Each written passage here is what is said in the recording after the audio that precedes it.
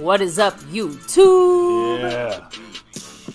My Cowboys family here, bringing you guys the latest update on our very own Dallas Cowboys. And, of course, as always, thank you so much for joining us here for our first Victory Monday. Hell yeah, I love it. 2023 season and many more to come, I'm sure. It's been a while, right? We need that Victory Monday on February 12th. But hey, that's just me talking way in the future. We got a long way to go and a lot to talk about tonight with you guys here with the family on our recap of, yesterday's big win against the New York Giants, division rival, former, last year playoff team who supposedly got better. I don't know about that.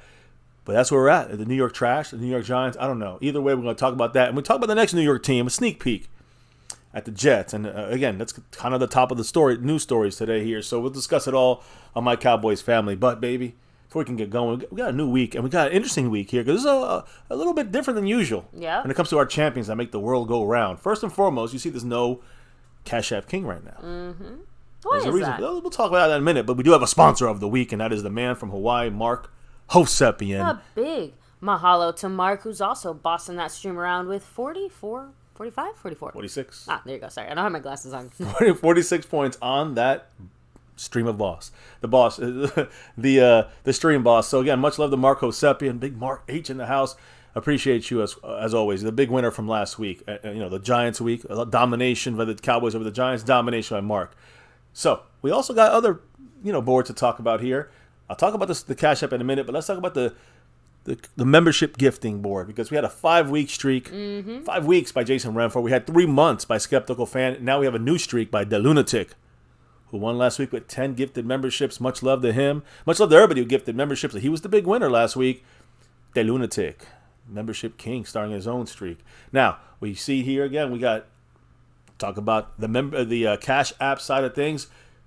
Currently, we do have overall leaders and Cash App leaders. Let me explain. Cash App, guys, the man who was leading this board for the last 4 weeks, Snug X, ended up with a tie, believe it or not, with Skeptical Fan. So how are we going to do this, baby? We decided to do something. Again, we're going to basically, and we said it yesterday, this is a Cash App only, right? Yes. So whether it's Skeptical Fan who drops the next Cash App or Snug X that drops the next Cash App, the next person that drops the Cash App between these two people is the king. Officially gets to claim the kingship. The rest of the week, hopefully sooner or later. Right now, it's a double. It's a tie right there for the Cash App King. It's shared. The crown is shared. Now, there is a leader, though, currently. It's neither of these guys. It is Gloria. Yes, Gloria last night did the Mosh Celebration stream. Gloria dropped two $10 hollers. And she is now the Cash App leader for this week. I do want to say, if Skeptical or Snug drop love, whoever does it first gets the crown. But they also get whatever drop they made, tonight or tomorrow. Whenever they make that drop, it goes for this week as well. Just want to clear that up. So much love to Gloria. She said, "Cheers, congratulations for the Cowboys win." Much love, Gloria. Appreciate you there. And that's again, she dropped. I should say Cash App. It's PayPal. We also had a $10 holler by Marissa Sparkle. Yes, thank you, Marissa. Appreciate you. She's not on the leaderboard right here. She's not on this side of the board. She's on the overall leaderboard. She's third on the overall leaderboard. Gloria is second on the overall leaderboard. But in first place, baby, you know why he's here. Snug X. Yeah, he's trying to get that Cash App crown. We'll see. But Mr. Snug X is first place on the board. And why is that? Well, baby, Snug X is our first official member in the Over Everything membership level. That's so right. Congratulations. We got the navy blue, the silver too, that star. Oh yeah. And yes, that Over Everything level comes with all sorts of perks and things like that. So guys, if you want to go ahead and check it out. Well, I can't wait till we get Mr. Snug X this month. One day this month. Probably a Saturday stream. I hope it works for him. We'll get together and figure it out. And we'll be having him on the show. So he can talk about whatever the news, info, and updates are on our Cowboys. And, if it's a Saturday night, it'll be, a little preview stream for the next day. So he'll have his first 2 cents said here on stream, right here in My Cowboys Family. So I can't wait to hear what Snug X has to say. Again, that's the Over Everything level. Check it out. And let's do the shout-outs too, baby, because every night the Over Everything level and the Star level membership get the shout-outs. You got Skeptical Fan, Jason Renfro, Dwayne Broussard, Lincoln Kane, Mary Alvarez, Andy Post, Ron the Don Smith, and yes, in bold letters on that part of the board, Snug X, the Over Everything, currently the only Over Everything member right there, and our first ever. So Snug X, he's taking over. much love to him and everybody in the house. Of course, there's the super chats you can drop. You can jump in memberships like I just told you with SnugX, and gift memberships as well. We talked about with the Lunatic taking that crown. And, of course, there's the thanks button. But there's 4 other ways on the Cash App side you can get in the mix here. Like Gloria went through PayPal and Marissa went through the Cash App side. And, baby, what's the other ways they can do this? Well, you do have the Cash App, # MyCowboysFamily, the Venmo @ My-Cowboys-Family, your regular PayPal link, and last but not least, you do have the Streamlabs link, which lets a comment show up on screen just like a super chat. Appreciate you there. Everybody who's dropping through there. In fact, I'm going to have to say a name right now, baby. Because currently, we got the man Kevin Bilbo dropping a $2 holler, saying the nice and always popular, Go Cowboys! Thank you, Kevin. Appreciate you. Much love, of course. I'll get him on that board in a minute. But, baby, now we got to get the shout-outs for tonight. A victory Monday night, or early Tuesday morning. It's all good. Who's in the house tonight ready to talk about this 40-0 ass whipping we gave the New York Giants? Shout out to Stephen White in the house. Mr. Cowboy, hello and hi. And no, we're not lucky enough to be in New York for this one. But every single game that my Cowboys family has attended has been a winner. Yes. Keep that in mind. And we're going this year to the Rams game. So get ready to get that dub. So let me keep rolling with the shout outs here. Retro Scotty in the house. Haley94 Ware, much love. And yes, I'll go ahead and quote the great J. Ron Curse, who posted this on Twitter earlier today. Are they going to give Mr. Allen the same treatment they give my quarterback? He's asking the real questions here. They won't because they love to hate us because they ain't us. Yeah. Now we have Jason Renfro, of course. Much love. Skeptical fan always. Staying skeptical. Always. Yeah. Again, we're definitely going to have to talk about tonight's game. Well, it's we'll definitely affecting us a lot more than we expected, right? We'll definitely get the game is one thing. It was a great game to watch. Fun overtime win by the Jets. But there's much more to that story that's bigger than the win tonight for the Jets. So, Nate Rosario, what's up? Nice try, Steve S. Let me see. Of course, Retro Scotty in the house. Can't you wait for your ass whipping there, Steve? Come on. We have John Montgomery. Much love to you. He can't wait. Ali Jenny, hello and hi. Tokyo in the house. And Fuego 2.0. Xavier Hidalgo, what's up? We have, let me see, Kevin Bilbo coming through saying Allen is not better than Dak. Thank you. I gotta agree with that statement. Allen Mari is Roberts in the house. Allen is a turnover machine. Chuck to Montana 808 saying Aaron Rodgers is happy he doesn't have to face Micah Parsons and dudes behind that O-line. We'll talk about it. Rolling through here. No, just trying to make sure I get everybody. Modius in the house. Spoony Dog, what's up? Much love. The great Duke Bothers rolling through. Duke. Let me see. Dwayne Broussard, the top dog himself. DB, the OG. Let me see. I think, that's about as far back as I can go, at least on my side. So let me just come back down. Did you see Freedom first? He was not first today. Sorry about that, Freedom. Let me see. We have 6'8" in the house. What's up? Much love. So, Griff181, hello and hi. And yes, guys, as we get rolling here tonight, guys, there's a crazy-ass storm in our part. I see Jason's having storms in Texas, so are we. It was like a hurricane. Yeah, it was worse than the hurricane. It was hail, lightning, felt like a biblical plague for a second. So there's a lot going on. We didn't expect that. Thankfully, everything survived in one piece, and I'll find out if my car is also in one piece tomorrow. It is. So, anyways. Scott92, hello and hi. So, baby, yes, let me hand it off to you because obviously we have some immediate, right now, things that just happened that we want to touch on, and along with quite a few other things that we'll be hearing from our players, our coaches, all sorts of people today. First and foremost, guys, 9/11 today. Obviously, 22 years ago today, a horrific day for the country.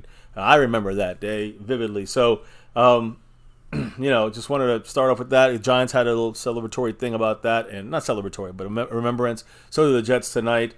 And, when you look at the game tonight, the bottom right of the corner of the screen. By the way, I just want to say Robert Saleh, the coach of the Jets, had a horrific tragedy where unfortunately he was impacted greatly by the 9/11 situation because his brother was working in the Twin Towers on that day. So obviously he struggled. There's some stuff on that out there, so check it out if you guys want to look into that.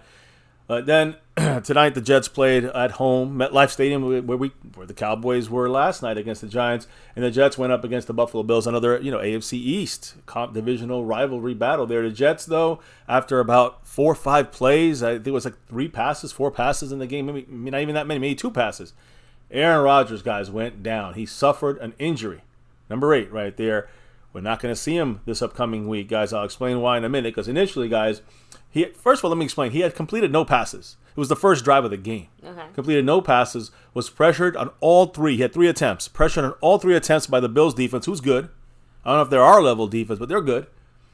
And I was watching this game tonight to see, how the offensive line would hold up against a good Bills defensive front, because I know ours is better, and they weren't holding up at all. They didn't hold up that much this entire game. But the point is that Rodgers didn't have a completion. All his 3 attempts, before the sack that caused his injury, were incomplete. And again, Aaron Rodgers, 39 years old, is going to turn 40 in December, I think. He stood up, right, and he kind of dropped down, looked at his leg. They showed the injury from multiple angles. Then he limped off the field with help. They got him to the blue tent, checked him out for a while, got him on a cart, take him to the back to the locker room. The X-rays were done. And it was negative, which is great news, but not really that much of great news when you're looking at this kind of injury. If you know. Yeah. There's certain things that you just can't see on an X-ray. Right. You do need an MRI. Right, and that's what they're going to do tomorrow. So we don't have 100% confirmation on what this injury is going to be, but everybody sees it, knows it. The medical professionals, they know it. So he left the locker room after the X-ray with a boot on his foot, on that left foot. And again, I just want to say there was 2 pressures allowed in the first 4 plays on that first Jets drive. That was a 50% pass rush success, literally in the 4 plays or 5. I guess the play after Aaron Donald, Zach Wilson had to come in and take over, and that is, they were 2 for 2. They were pressured every play, basically, or 50% of the time they were pressured, the Jets, in that first drive. So the final kind of numbers that come back from this here is that Aaron Rodgers is expected to miss the entire season, guys, the entire year. Yeah, if you saw the video of the injury, depending on the angle of it too, because the first, I wasn't able to see the injury the second it happened. I was doing something else. So obviously when you said it and I came in here, I'm like, what the heck? The first few angles they kind of showed it at, you don't really see it. But if you catch it at the right angle, guys, pop. Look very closely. You literally see it pop much worse than the other one you were showing me. That's Kevin Durant basketball. Yeah, Mr. MCF was trying to show me, like, look, this is what happened to Durant. And you couldn't see it visually as much. You can see it rippling, but this was from an angle. You can see the actual. Aaron Rodgers, it literally looks like a guitar string twanging. Yeah. It is deeply disturbing and painful, honestly, because we know how severe that injury is. Obviously, wishing him the best, and you can't deny that it is a little bit disappointing on the Dallas Cowboys side of things. Most of us were hoping to face a fully powered Jets team. I feel bad for Thomas Garrett, who's going to go see that game in person, who was also hoping to see. Well, still going to see the Cowboys win. I told him at least you got to see the dub, right? Well, we can't count anything, right? We got to look at this as another. I just wanted Aaron Rodgers there because it's a great rivalry. I want to beat him in Dallas. I want to beat him at full strength. You know what they're going to say. And I don't really care what they say. We know. But they are going to say, if we can win 70-0, they're going to say, well, we didn't have Aaron Rodgers. That's why we won. Same old shit. So, look. So, as this thing, the breaking news, of course, Aaron Rodgers is going to, suffering this ruptured Achilles, he's going to miss the entire 2023 season. It's, again, a huge blow to their Super Bowl chances, obviously. The Jets going to have to turn to Zach Wilson now, who was benched because of his inability to perform there. There's a reason they got Aaron Rodgers. It's probably too much cougar hunting for him. But anyways, or they sign a different quarterback. There's like Joe Flacco and others out there. It's not going to help them too much. Robert Saleh, after the game, said they fear a torn Achilles for Rodgers. He said, quote, "It's not good, and we'll have an MRI tomorrow to confirm our fear." That's it. I mean, they know it's over. So again, look, I appreciate that he's not trying to bullshit it either in a way. Yeah, he just kind of met it face on and said, "Hey, we're fucked." In that sense, when it comes to Aaron Rodgers, a big blow for them, obviously, and because of the trade that they did with the Packers. Yeah.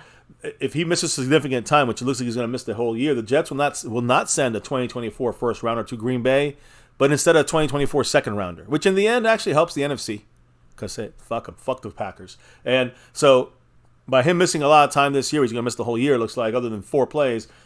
They send a second round pick instead of a first round pick. Mm-hmm. That's the difference there.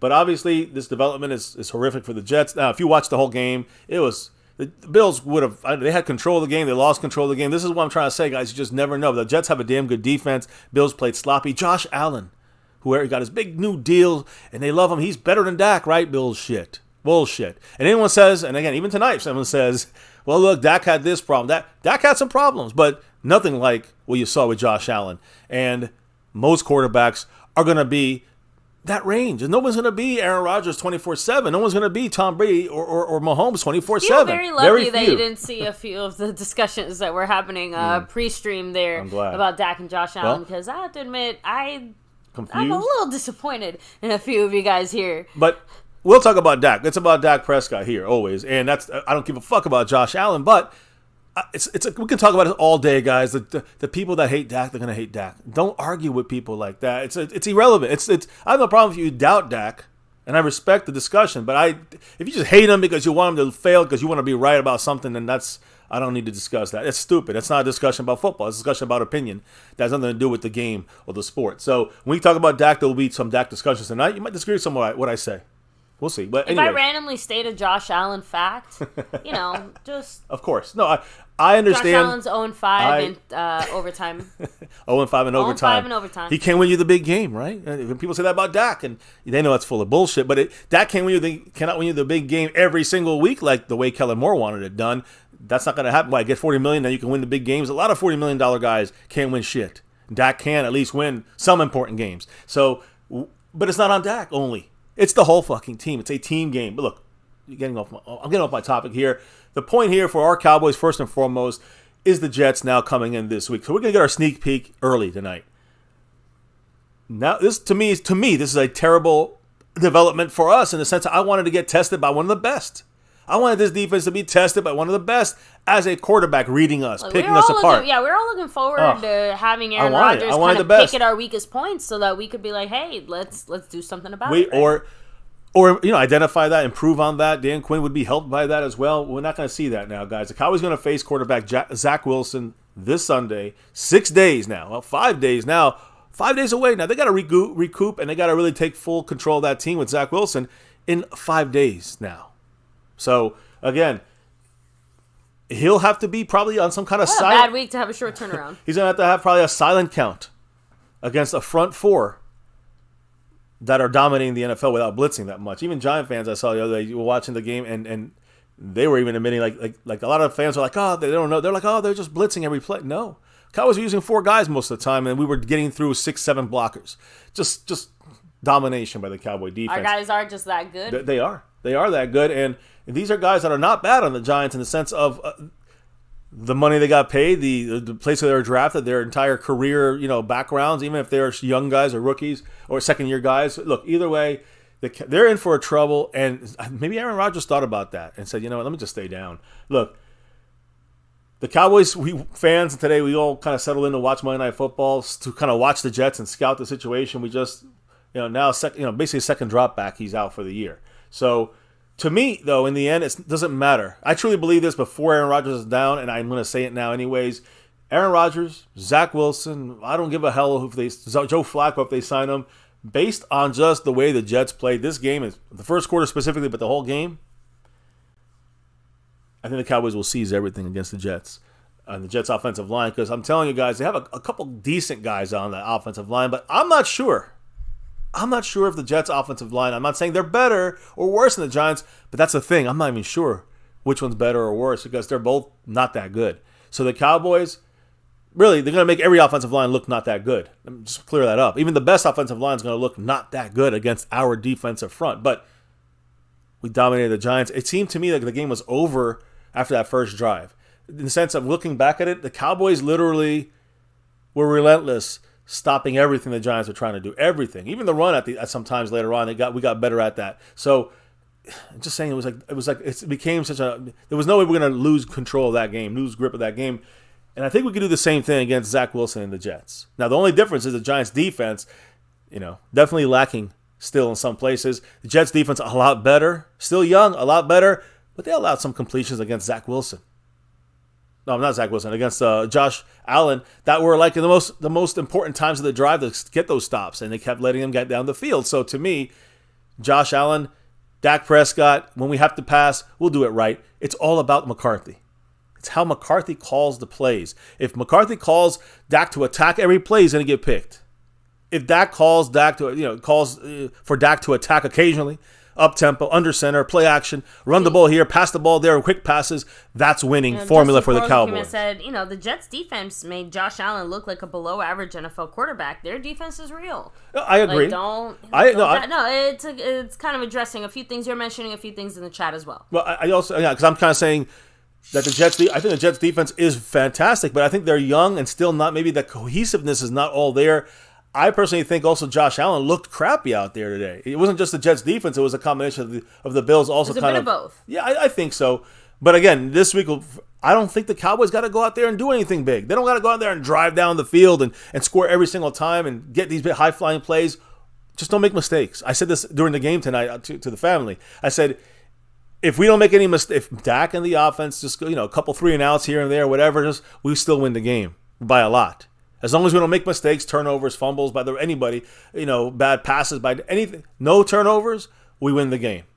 That's plain and simple the way I see this. I saw this with Aaron Rodgers that way, without Aaron Rodgers, same thing. Sorry, baby. I know we got a drop here. The first Cash App drop of the night, Eddie Logan in the house. Appreciate him. What did he drop? That $2 holler right there? I'm sorry? You mean Super Chat?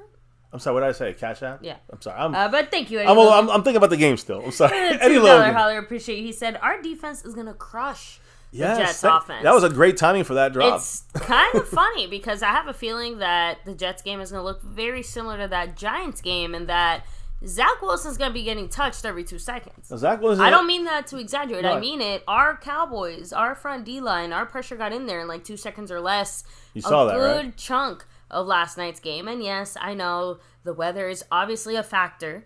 But even the weather only goes so far in that regard. That happens. It happens maybe a little more with the weather being slippery or something. It doesn't happen every play, every single down. And so consistently. Yeah. Like, that's the thing that gets me. We've been screaming about consistency from our Cowboys, and of course, it's only been 1 week.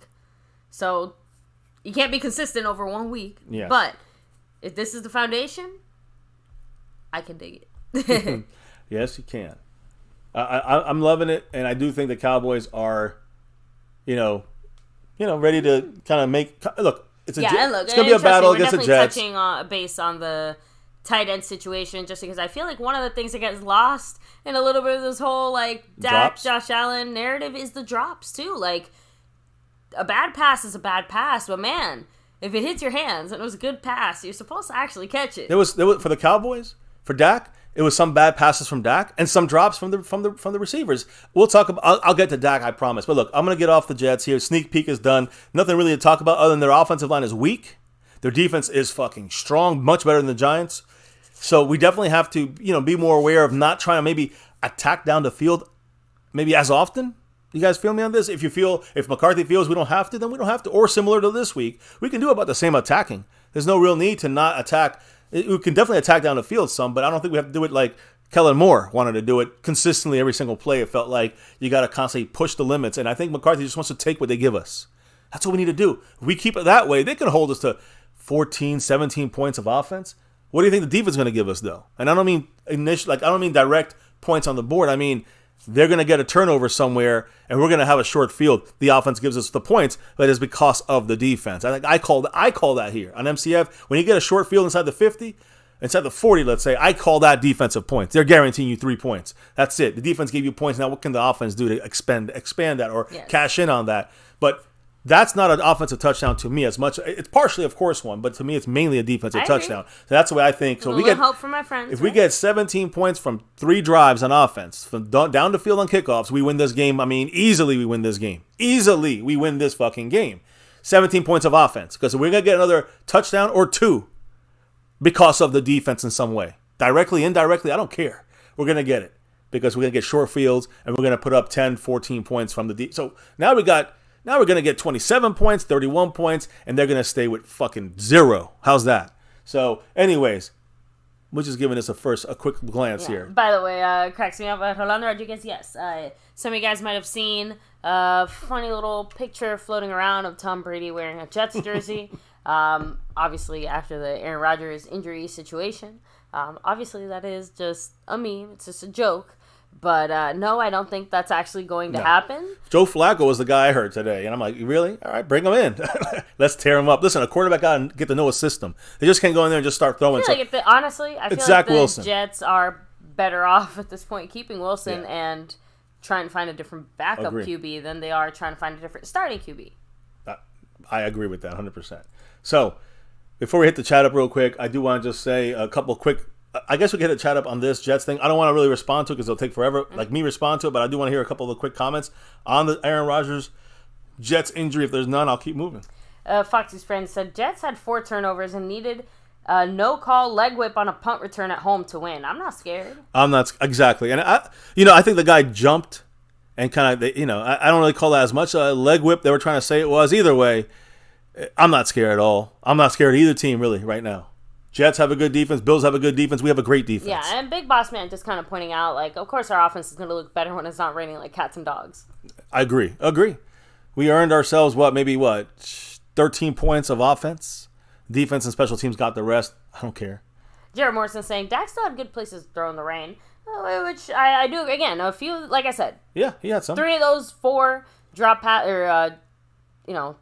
incompleted passes were drops. 4. Actually, 4 we had 4. drops. We'll talk straight about up that. 4 Yeah. drops. Yeah. So, let me see. Rolling back a little bit. And yeah, Jason again, Baker Mayfield's doing a little something there in Tampa, right? Let them get their hopes Some high. love for Deron Bland.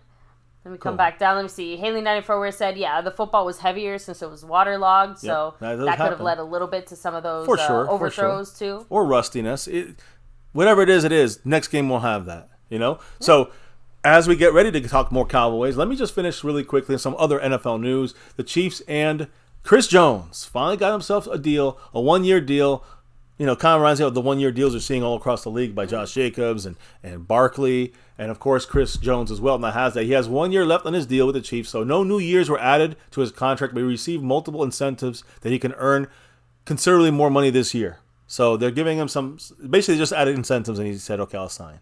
That's the way they came to this compromise. That's some dumb stuff. The holding out is not worth it. I'm trying, that's not worth it for these players to hold out. They can do it, and the Chiefs didn't look great on defense, so I guess you can say there's leverage. That was one of the biggest changes I personally think to the CBA that we're going to keep seeing affect players because, man, not worth holding out. And I'm just saying they gave up a lot of leverage there. I'll say this: the one time you can do this and it works with leverage is what Zach Martin did.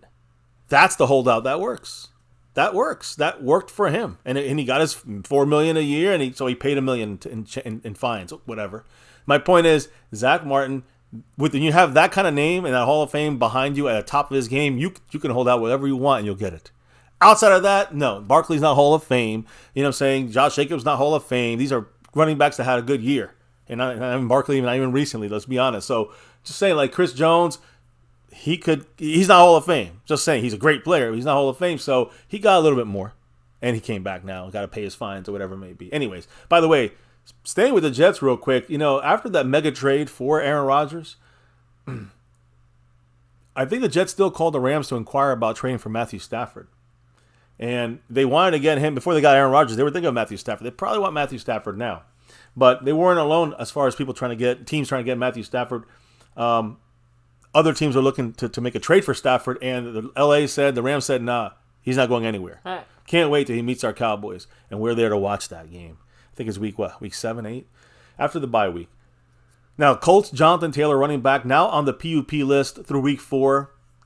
A quote-unquote ankle injury is going to, quote, pass his physical and could pass it today, according to sources. So he's planning to be ready to go as early as week 5 when he's eligible to come off the PUP list. Last name that's not Cowboy related, although everything's always kind of Cowboy related. The starting left tackle, Charles Cross. Charles Cross, he's week to week with a turf toe. That's the Seattle Seahawks left tackle, blindside tackle. They're bringing in potential Hall of Famer, of course, but they're bringing in Jason Peters. Remember him? Mm-hmm. Hard to forget. So he's going in there tomorrow with the Seattle Seahawks to visit them. He, again, 9-time Pro Bowler. He's 41 years old now, of course. But he still wants to play, not done yet, and the interest is real. According to if the plan goes well for Jason Peters, he might start up on that practice squad and then move up exactly the way the Cowboys did it last year with Peters. The Seahawks seem to be doing that same path with Jason Peters. Now, we might have maybe the Cowboys are right. We don't have to get any other offensive linemen because our offensive linemen did pretty damn good last night. And let me start off maybe with, I guess, I want to just start off with Mike McCarthy. Just a general overview of this game. Mike McCarthy spoke today, all right? And he, just touched on he spoke last night as well. I know you have some of his comments or a comment or two from him. But more importantly, McCarthy today spoke with the coaches, and I'll get to all that later with the position coaches and all that stuff. McCarthy gave a great little overview. He said that the defense created pressure on 75% of the quarterback dropbacks yesterday in that 40-0 win. He said, quote, statistically, it was the best game I've ever been a part of. Meaning defensively. Like the defensive game that we had was the best he's ever coached overall as a head coach in his life. It's pretty big right there. And again, 40-0 and all the sacks turn up. We'll talk about that. It's just crazy. So I could see how that'd be his best basis statistical defensive win ever. Now, he said that the Cowboys, were plus 21.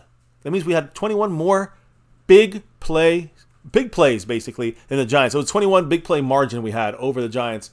And he said, quote, that's the highest number that I have personally ever been a part of. So these are records from McCarthy, and I'm not talking about just with the Cowboys. I mean, his career. It's hard to come out with a 40-0 win and not set a few records along the way you imagine. Total domination. Yeah. Never seen it before, according to McCarthy. He also spoke about Tony Pollard. Now we go to the offense a little bit.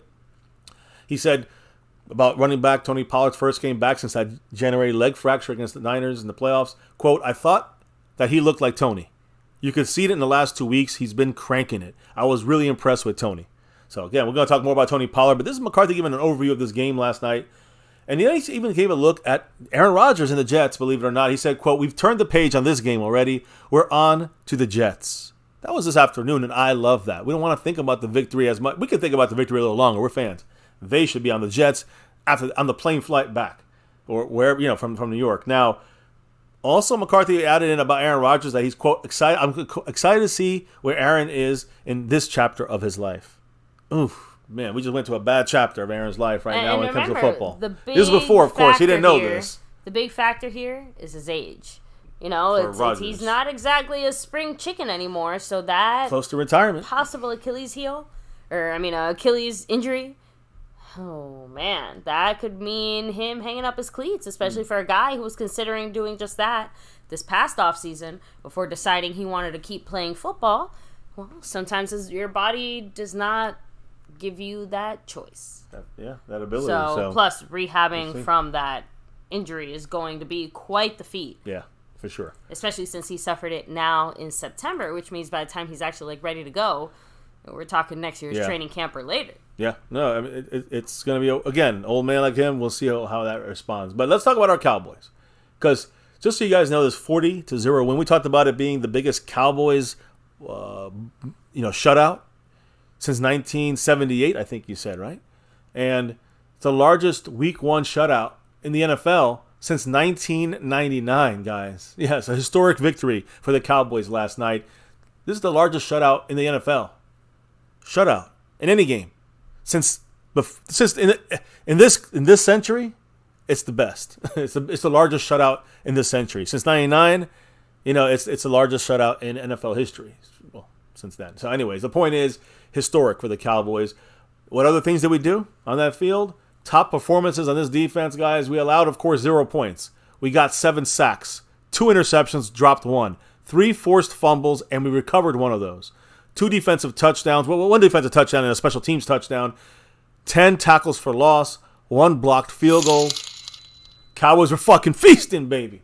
And Jangly Echo's feasting here with that 5 on it. Woo, thank you, Jangly. With a $5 holler, he said, looks like we are crushing a Zach Wilson-led offense next week. Well, crush him like a soda can. I believe it will. I believe this defense will crush him as much as you can crush. They're going to get the ball out fast. They're going to try to run the ball. They're going to try to use Dalvin Cook, and he's good. They got some good running backs. They got Brees, right? They got some good running backs, but if they stick with it, see, they didn't have a game plan tonight as much, let's say, set. They were about passing. So Zach Wilson had to come in there and pass. But I think next game they're going to come with a more run-heavy mindset. We'll see I don't know how good their run blocking is or not, because we got to see, their pass blocking is not that good. So if they got to pass, we're up by 10, 12 points, they're fucked. But 0-0, we'll see what happens, right? We can't let them get ahead. We can't let them sneak through. This defense definitely should not give them any points. We'll see what happens when it comes to stopping the run for the Cowboys. That's my only true concern and maybe catching that interception there by Malik Hooker. And remember, guys, there's no injury report the day right after a game. No, they usually talk about that. They mention it, but there's no official injury report. Coaches coaches and others will mention the injury, but there's no injury report until Wednesday when your game is on Sunday. All right, so keep that in mind. Wednesday, Thursday, Friday. Friday is the final practice report, and that's usually when you give the designations. Saturday, you can change, but usually it stays the same. And then Sunday, well, of course, it's the inactives, and we get the game going on. So, I just gave them all a rundown there. But basically, we feasted on the Giants. And again, it's a historic win for the Cowboys yesterday. Keep this in mind, family. It's we are allowed to be happy about this. I know people say, oh, we can't even we have this problem. And I'm going to tell you the problems that I saw yesterday. There are problems. But, again, you can be happy about this win. This was a fantastic win, and no one expected – we expected to win this game. I said 31-13. I didn't think it was going to be 0 points, and we got 40. The same way that I think most of us could say that we expect to win this game now, especially without Aaron Rodgers. You know what I mean? I thought we would win the game against Aaron Rodgers, but it's different than now with my expectation going into the game without Aaron Rodgers. You get what I'm trying to say there? Now you got Zach Wilson instead. It's a whole different situation. He's a little speedier, of course, than Aaron Rodgers, but, he's not a very good passer comparatively, obviously. So, and again, 6-8. As far as our predictions for this Sunday, again, outside of Cowboys win, a little early. I don't have any thoughts percolating. We're on Victory Monday mode. If we do what we're supposed to do, it's going to be a blowout. That's a fact. If we have the pass rush, I know we can have, and we can stop the run, we will blow them out. That's all I can say. As long as we don't make errors on offense, and we don't turn over the ball, fumbles, interceptions, as long as we don't do that, we win the game. I don't see how we can lose this game. But we'll talk about predictions as we get close. We got to still look into this team, and trust me, there's going to be some changes from last week to in the sense of the way the Jets were preparing to this week. When they have Zach Wilson, they're going to run the ball more. You'll see what I mean. We'll talk about it. We got to stop the damn run because I saw some openings there, even throughout the game when they ran a couple more times, spotted throughout the rest of the second, third, and fourth quarters. There were still little gaps they got through. We got to stop that shit. So, anyways, look, performance-wise, this 40-0 win. Again, I went through all the freaking numbers. Fantastic. No team. Listen to this, baby. No team in the same season. No team in the same season has lost 40-0 or worse. And also lost the sack battle 7-0. They didn't sack us once.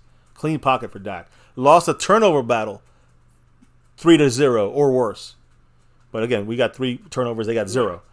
Had a blocked field goal return for a touchdown and threw an interception, a pick 6. The Giants did it in one game. No, that's never been done in a season by any team ever in the history of football. Has anybody done any of these things in a season? They did it all in one game. It's like the Giants said, how many ways can we fuck shit up in one single game? Let's find out. Usually I would say that the Cowboys, like the Giants really, they fucked up here, they fucked up there, they messed up here. And that's why, we got some bonus stuff there. It was mainly what we caused. We made them mess up. Whether or not they're ready or not, they're good as bad as they look, I don't know. But we made them make these mistakes more than they kind of made them on their own. I think Josh Allen made a dumb mistakes in this game tonight against the Jets. That was kind of, I could see that as being like, okay, I can't blame Saquon necessarily from getting popped from the side from Trayvon Diggs, and that ball pops in the air and Bland takes it to the end zone. And that's just, he's got to hold the ball better, but it's wet. Just shit happens, right? You can't have that. And that was going on all the time. They had 3-4 fumbles, and we at least got one of them for a touchdown, I think. Oh, we got 2 recovered fumbles, didn't we? Yeah. Well, I guess that's an interception. That's an interception that DaRon Bland got, which I'll talk about in a minute as well with DaRon Bland. But anyways, point here is, guys, domination. The Cowboys are the 4th team since the merger in 1969 or whatever to score 40 points without a single passing touchdown. You heard me right. Dak Prescott, nobody else. No one threw a pass for a touchdown. We had 2 runs by Pollard. We had defensive and special teams touchdowns. Just saying, guys, this is the way, this, I think who else got it? Turpin ran it in. Mm-hmm. So the other teams on this list are the 1989 Cleveland Browns. They won 51-0 at the Steelers without passing touchdown. We're the 4th team to do this. The Lions in 1980 won 41-20 against the Rams, no passing touchdowns. The 1970 Lions won 40-0 at the Packers, no passing touchdowns. Okay. And of course us. We no passing touchdowns, but we still won 40 to nothing. Giants on Sunday night against the Cowboys, negative 23.8 offensive EPA. What does that mean?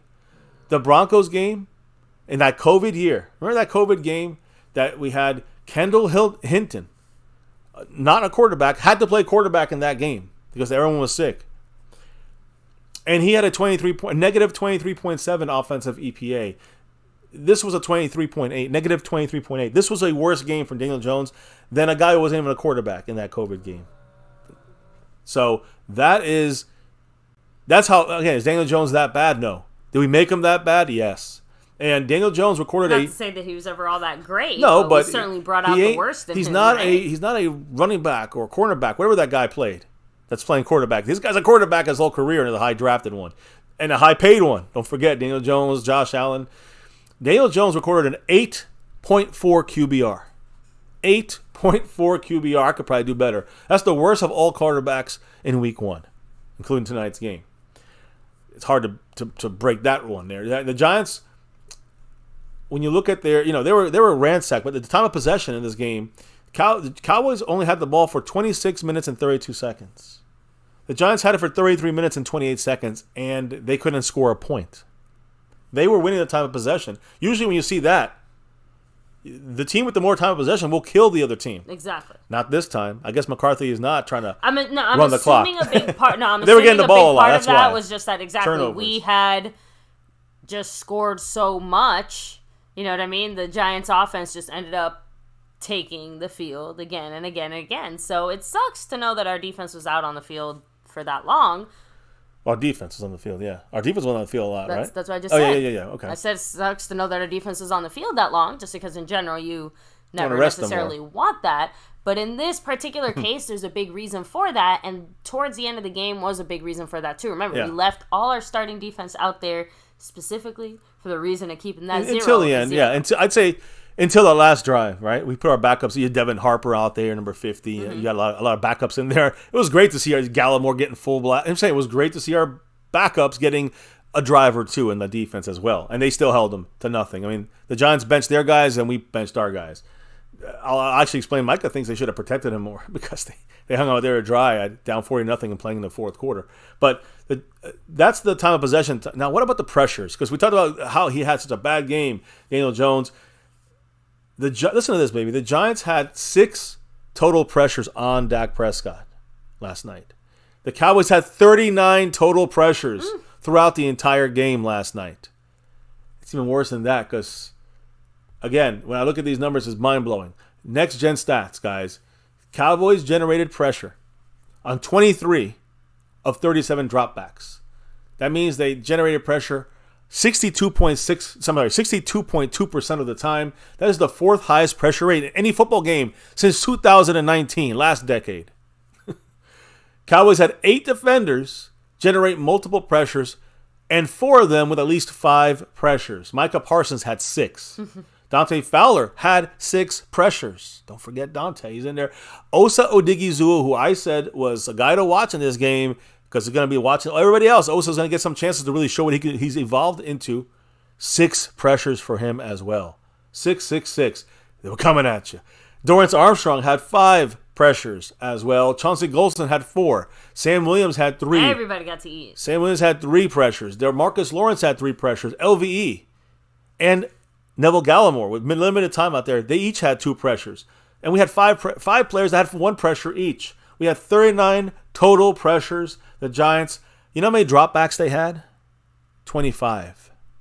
They had 25 total dropbacks.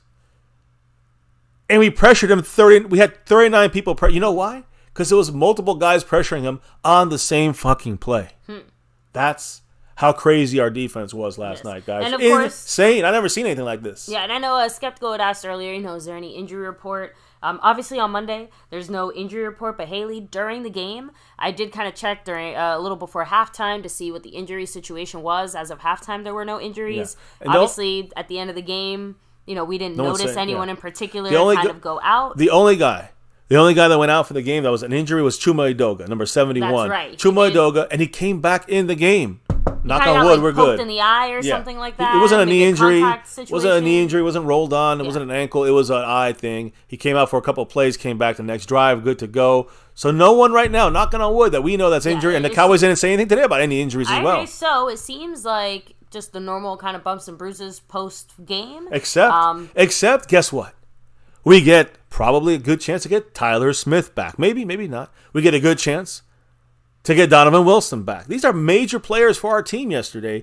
And of course, we also have Jordan Lewis going to probably come back. So and Chuma was kneeling, but he wasn't kneeling because he was... It was the eye. It was an eye thing, so he just kind of kneeled on the field, and he was, crying, They were checking out his eye. Yeah, his eye. He obviously had to walk off the field, but he took a knee just because he got hurt, not because it was a knee issue situation. Yeah. We made sure of that, guys. So good news that he came back in the game. When we first saw it, we thought it was a knee thing too. And he played a great game. Let's be real about that. Captain DCW. Guess what? Woo. He didn't need no gifting. He's like, I'm in that navy blue crew in the house. Back, Captain DCW. Much love to you, and always go Cowboys. Yes, I am getting him on that board right now and putting. You guys know what to do. Drop them if you got them. Oh yeah, we got those juicy giant ones. You can still drop a couple of those fluttering out, but we're gonna get the Jets ones tomorrow. And get it packed and ready here. We gotta get. We're turning the page to the New York Jets. Yeah. Much love, Captain DCW. Respect and go Cowboys. I know he likes another team too, but his family loves the Cowboys too. So he's a Cowboy, and he's an MCFer, no doubt. So much love to Mr. I'm not telling you who to choose. I'm just telling you which team is gonna look better this year. Yeah, he knows. Trust me, Captain DCW knows. So go ahead, baby. Hit up a question too. I'm going to get back to the pressures and our defense domination. Okay, Mr. Stewart said no Jalen Tolbert, just like I expected. Though I will say special teams there's a variety of reasons there. In the sense of one, we didn't see pretty much anything from most of our receivers and most of our pass game, right? True. Obviously, very, very, very limited. Frank Moyer was complaining in the chat saying, "How did Dak only get me 7 fantasy points?" I'm going to go through it in a minute here when we get to the offense. Trust me. So I'll get you that because again, not many passes needed. And it's funny. So it was just quick stuff. It was. I'll get to it. We'll get into the offense in a minute. Cameron C said Cowboys defense ready for the challenge. Akeem Sears, what's up? Skeptical fan, no. We're gonna be. I'm assuming doing some kind of a re-raffle. We'll touch base with you sometime this week, sometime tonight or tomorrow. Yeah. Just because obviously today was a bit of a crazy day between our Dallas Cowboys stuff and, maybe you got and your new new job situation yes. and. Everyone give the life wife situation. MCW big props. Man. She had a great day, right? Yeah. Yes, great day. So very long one. A very, very long one. Yeah, but a good day. So let me see. Frank Moyer said the Jets beat a talented Bills team and Aaron Rodgers got injured. Yep. Justin Kroll's the Cuban said the Jets really impressed me tonight. Most teams would crumble knowing they just lost A-Rod for the year. I feel like it was one of those things where they did it for him. You know what I mean? Like, obviously, when you see someone go down, you could let that get to you in a negative way, but the Jets obviously used that to fuel their fire. Mr. MCF and I had a bit of a background discussion on how much fuel it added. I imagine it'll be burning hottest this weekend, but after the beating we give them, yeah. I think we'll get them back down to earth, is my point. Yeah. Oh, yeah. I hear what you're saying. I know they're going to be hyped, and they're going to game plan to run the ball. They'll have a better chance to play on offense, but their defense, we don't make mistakes, we'll be fine. We're not going to be Josh Allen out there. Trust me on that. Yeah. Dak is better than Josh Allen. So, Captain DCW, I mean, it seems like Aubrey is doing all right because outside of nailed the one all the kicks missed, other than the first all one. Good, right? Yeah, what was that you guys saying? He said, "Can we spare a kicker that won't miss a fucking point?" We try to give you Brett Maher. Now the Rams have him, and he hit a 54-yarder yesterday. Maher. Let me see. Rolling back a little bit here. Zerline's hitting all the field goals tonight, too. My goodness. Right, every time they leave us, they hit the freaking field goals. Sorry. All right, got it, skeptical fans. So we'll keep that in mind. And again, we'll make sure to, because I know we have the picture here somewhere. We'll make sure to repost it throughout this week. We'll make sure to touch base on that. So guys, make sure to come back tomorrow because we'll be kicking off a little. And I do want to know if he wants to do it same thing like navy blue. He said whoever sends us their address first gets it. But should I do only navy blue or silver too? You know. I don't know. Or are we just doing the same? The names have changed now. We'll touch base with you, skeptical fan, here shortly. Okay, all right. Just let me know, skeptical. We'll message me behind the scenes. Anyways, let's take a look at this guy, Micah Parsons. Now this is the highlight reel, the sizzle reel from last year. But let's talk about what he did. Let's talk about pressures, right? Per Next Gen Stats, Micah Parsons yesterday was double teamed. Now he had a sack, 6 pressures, but guys, Listen to this. This is the eliteness of Micah Parsons. He was game planned against, and he still dominated. This is what people say, well, he's not Aaron Donald. Yeah, he is. He's the Aaron Donald of the edge. Micah Parsons was double-teamed on more than half of his pass rushes. Nah. He had 6 pressures. High, I don't know what the fucking percentage rate is. Well, I'm sure we'll get the pass rush win rate. And he still generated 4 pressures on those double teams. 4 pressures. Half his rushes were double teams on him, specifically game planned. He still got 4 pressures out of his 6 against double teams. And he got a sack as well, being double teamed. Just remember this, guys, and watch that. I posted that Micah's first sack of this season, and you'll see him getting. You saw in the game yesterday too, getting double teamed. He beat both of them by going the opposite way, and it's great. I mean, he's mastery, and so that's what we saw in training camp, and you're seeing it on the field. Now looking at last year, he looked slow. Last year he looked slow compared to this year. He seemed a lot faster. So it also, that's last year. Something that he did this offseason is already, I think, paying off dividends. Boxing? Yes, not really? just not, and you Endurance? know why? He's gained muscle. One of the things that happened towards the end of the season, and Micah kind of said it, is he didn't really have the power to hold up the way that he wanted to. So he focused on gaining muscle. He focused on bulking up a little bit more, and now he's not so easy to shove around, but he still maintained all that power, all that speed, all that agility, all that quickness. And the technique is getting and better and better. And he added like 10 pounds of muscle. So and he's using his boxing moves too. That's the arm strength. That arm strength to get the people's arms moved off of you is another big thing Micah you're seeing already just in this one game. He was in there so fast. Like you were saying, baby, under 2 seconds, Micah was in their face. And it just as him, everybody. But Micah was leading the way.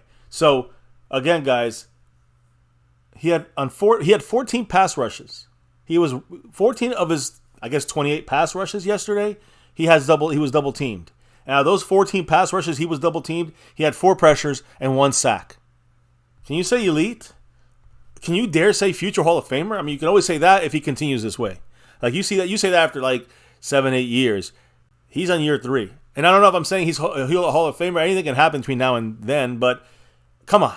This guy is one of the best I've ever seen. Said Micah's a lion, feed the lion. I've never Thomas seen Garrett this. said he should have had 2 sacks. I agree. Almost 3, honestly, because what's his name? Daniel Jones' snap was bad on 1. They call that, what do they call that? Like a tackle for loss. But it was a shotgun. It was going to be a pass, so Micah got in there. And then there was another play that went down where I think he tried to run the ball. It looked like it was a pass, and then he was like a planned run for Jones. And Micah got him behind the line of scrimmage, what they call it, tackle for loss. I don't know. Anyways, it's all good. I don't care. Micah cares. He'll get his sacks next time. Don't worry. So, also wanted to talk about not just Micah Parsons, though. I want to talk about this defense in general, right? So let me put my face back on there. Our face is back on there. Talk about the big D. The big D. Time to discuss it. Highest graded Cowboys on defense, according to PFF. Again, a guide. It doesn't mean they're the best or the worst. It's just a guide. You want to say who you feel is the best? That's our opinion. I'm telling you what the numbers say, who were the best. And let's just name a couple of these guys. Dorrance Armstrong. Great game from number 92. Stephon Gilmore with the unbelievable interception. Number 21, a great acquisition by the Cowboys. Of course, I mean, he's probably number 1 on the list. Micah Parsons, you know it.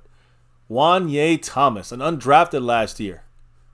Now making a big splash the second year in the NFL. Trayvon Diggs causing fumbles, locking down, coverage. Trayvon Diggs on this list. Deron Bland with that pick. Motherfucking 6. And even Israel Mukuamu in the house. He got on this top, 8 list or so. Top 7 list of these players. Another guy was on this list, not on the top list though, Mozzie Smith. Very small sample size. He did not play much this game. He only recorded a 69.7 PFF grade. That's not like crazy. He should be at the 70s maybe if you want to get those big numbers. He was the 10th highest graded defender on the Cowboys out of 11, let's say, starters. Not very good there, right? But that's also a high... Ooh, I'll stop there because there is an important context I'm going to speak on. Brandon James Shea in the house. Brandon James. Go Cowboys. What did the man have to say as he gets on that board? Thank you, Brandon. Appreciate you with $1. Holler at Classic Go Cowboys. Hell to the yeah. Much love, Brandon. And always go Cowboys. Always. You know this, man. I'll update the board in a minute. Mozzie Smith, though. So I'm looking at Mozzie Smith. I'm like, 69.7. it's close to 70. That's about average there. 80 is good, very good, right? So you want to see him get 69.7 grade, 10th highest graded guy in the Cowboys. We had a dominating defensive performance, right? So that's a higher grade than he received in any of his preseason games. He played all 3, and he did. Oh, I'd say the second one was the biggest problem against Seattle, but against Jacksonville. I'm not sure. One of the 2 he had a problem with, but I think he showed out in pretty much 2.5 of the 3 games of preseason. He had a higher grade in any of those games in this game. And again, small sample size, didn't have many snaps. Did a damn good job, though, guys. So a great start. I won't say great. How about a good start? Good trajectory start from Mozzie Smith in his rookie year. He continues to improve. That's the hope, and I see it happening. Another guy in this defense, number 33, Damone Clark, linebacker. He started off poor. I called him out there in that first drive. I'm like, what's going on here? So Damone Clark, though, as the game went on, you saw him chasing down a little bit more of Daniel Jones. You saw a little Marquise Bell and Damone Clark kind of taking on that duty. Damone Clark chased Daniel Jones down several times and turned what could have been some of these runs that you saw from Daniel Jones that were like 2-3 yard rushes. I didn't like that. But they without Damone Clark being there, it would have been 10+ yard runs. Mm-hmm. That would have made a big difference there. And yeah, Fuego Noah Iggy is the guy that you are talking about there. So honestly, I have to admit, it didn't really occur to me, but yeah, he played very, very soon. Like, we basically got him and threw him out there. Main thing is he played a lot of special teams in Miami. Of course, some defense too, a cornerback. But he's played, special teams is perfect. He is a special teams kind of stud. And we replaced Kelvin Joseph, a special team stud, with our guy Iggy, who's going to be our special teams kind of helper in there. We'll talk about him in a minute because we do talk some special teams as well. But much love to everybody in the house, by the way. And I don't know if you're seeing this, but again, Damone Clark, a great job stopping Daniel Jones and getting more longer runs. Let me just put that. Other than that first drive, which he had some issues there. So that's going to be a key against a little bit more mobile quarterbacks. We weren't going to expect a mobile quarterback this week, but Zach Wilson's much more mobile and tricky and sneakier. Mm-hmm. You got to watch his running ability in the quick way, not in the Daniel Jones or Josh Allen way, but in the quicker, speedier kind of mobile quarterback way. So Cowboys got to be ready for that as well. So, but Damone Clark's going to be a big part of this to help us slow those guys down, those quarterbacks that can be mobile. Let's put it that way. Now, let me go into the secondary. I'll go secondary, but these are like pseudo linebacker safeties. J-Ron Curse. J-Ron Curse, baby. Per PFF, he had 16 snaps in man coverage. Most of those came against guess who? Like I predicted. Number 12, Darren Waller. All right, the tight end. Waller, I think, what do you have? Three catches for like 16 yards? Something. Guys, every time that J-Ron Curse was on Darren Waller was not even targeted. So, yeah, other guys covering Darren Waller, they took some chances. When J-Ron Curse was covering Darren Waller, they didn't even throw one fucking pass to him. Of course, a lot of that pass rush, but it's also J-Ron Curse. And I've been saying this. I hope you guys believe me now. I am not in fear of any tight end in the NFL. We have J-Ron Curse on our defensive side. He will neutralize the tight end. He will also, in the same token, in that same situation, he'll also help in run support in that situation when he has that duty of locking down a tight end. He has to be at the box or play closer to the line of scrimmage. Great. Then he's going to help with the run stop instead of cover. Good. Dan Quinn's got this shit locked down, and so does J-Ron Curse on tight ends. Keep this in mind. And remember when I told you this. If you see J-Ron Curse getting beat by a tight end, it's an anomaly. It never happens. So I get excited, guys. I'm sorry, I'm so excited. I get very excited about finding out about these numbers afterwards and seeing all those things that we discuss, all of us here, you, baby, myself, the family in the chat, and seeing everything come to fruition. We understand our football, even if we're crazy-ass fans. What about Marquise Bell? Another guy I loved when we got him last year as an undrafted. Called him Jabril Cox half the game, but yeah. You did. I knew know, Marquise. Flip that 41. I know. Like I said, it was my initial first thing. I'm like, man, Jabril Cox is having a great game. Marquise Bell, guys, looked pretty natural last night as a linebacker in the second level. I was surprised how good he played there. He's a little smaller, but I saw him next to Turpin. I guess everyone looks big. He looked pretty big there for a quote-unquote safety. I think he gained muscle. I think he's also got the instinct of the Overshown. He's like Overshown Jr., but yet, he's kind of a year ahead of him. So it kind of equals out. I like Marquise Bell a lot, and the way Dan Quinn is using him. It's not like every play. He's managing his snaps the right way. Sometimes you got Damone Clark and LV. Sometimes you got LV and Marquise Bell. Sometimes you got Damone Clark and Marquise Bell. I love it. Did I say I love it? I love it. So identifying the run early. Marquise Bell came in the game. You know what I stopped seeing? Longer runs. And Marquise Bell did make a difference there. I think so is Wanye Thomas. And I'm going to talk about him too here. But again, he laid a lot of hard hits, Marquise Bell, on some of the Giant players. Barkley being specifically the guy he did. But again, a lot of people coming across the, trying to make catches and stuff across the field, drag routes and such. I saw him pop some guys out there. Marquise Bell played a fantastic game. Much love the new number 14, baby, in the house. And Wanye Thomas, number 30. These are three safeties I'm talking about right here. And I'm talking about things like Kirst locking down a tight end. I'm talking about things like Bell playing great linebacker run support. I'm talking about Wanye Thomas making play after play on Sunday night. He blocked the field goal, right? Huge field goal block. But he also knocked the ball away from multiple, Waller. He was in coverage against Waller one time. They targeted Waller on that play. He jumps a route by Darren Waller to the sideline. And Daniel Jones was trying to hit him on third down. This is a big stop by Wanye Thomas. He flies in, knocks the ball away. The next play, I think Waller caught the pass. Another play another third down play, gets the pass. Wanye Thomas takes him down, tackle. I'm saying Wanye Thomas was the man on the spot, Johnny on the spot, and the man of the scene, and took care of these guys. And these guys are safeties safeties should do this, but man, Dan Quinn really loves these kinds of safeties, bigger, fast, big safeties that can play pseudo hybrid linebackers. I fucking love it. I'm excited. I don't know. I just keep saying I love it because I can't help it. To me, Wanye Thomas and Marquise Bell, these are two undrafted players, and they're starting in different ways for us, playing in the starting rotational formations. Nothing else I can say other than mastery. Mastery by a great job of these players. Don't get me wrong. But, I'm always hard on coaching, but I can't say anything about bad coaching when you talk about Dan Quinn. There's no bad coaching on this team, on this defense. And it's funny, too, because you kind of said it during the game. Our biggest issue was execution, not necessarily the offensive play calling or the defensive play calling or any. The calls themselves were fine. Yeah. The only issues were execution on defense and offense if you had that at times. Yep. I'd say, run stop was probably So, the by the issue. way, thank you so much. El Fuego 2.0, he did send us an email to claim one of the 3 prizes currently available. Oh, you mean we're not doing a raffle? We're just going to... Oh, okay, I got it. Mr. Skeptical Fan said whoever reaches out to us first. Perfect. So...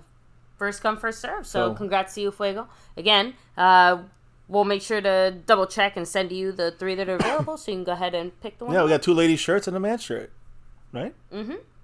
I have to find it. I'm sorry I don't have that ready to go right now. I know. I think I mentioned that earlier just because, obviously... Oh, I think I got it. Here, let me see. Okay. Boom, there it is. So you can pick now.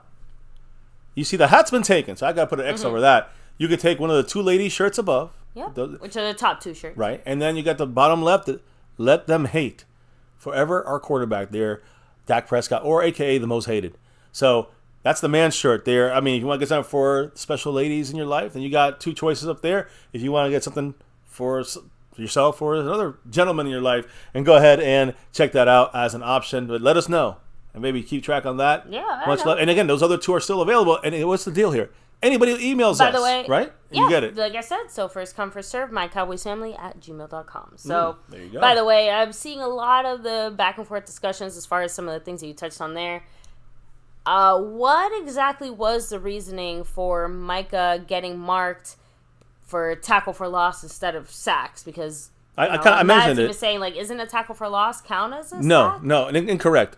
A tackle for loss is a run play that is tackled behind the line of scrimmage. That's not a sack, right? So if Barkley runs and he gets tackled a yard or 2 or 8 behind the line of scrimmage, that's a tackle for loss.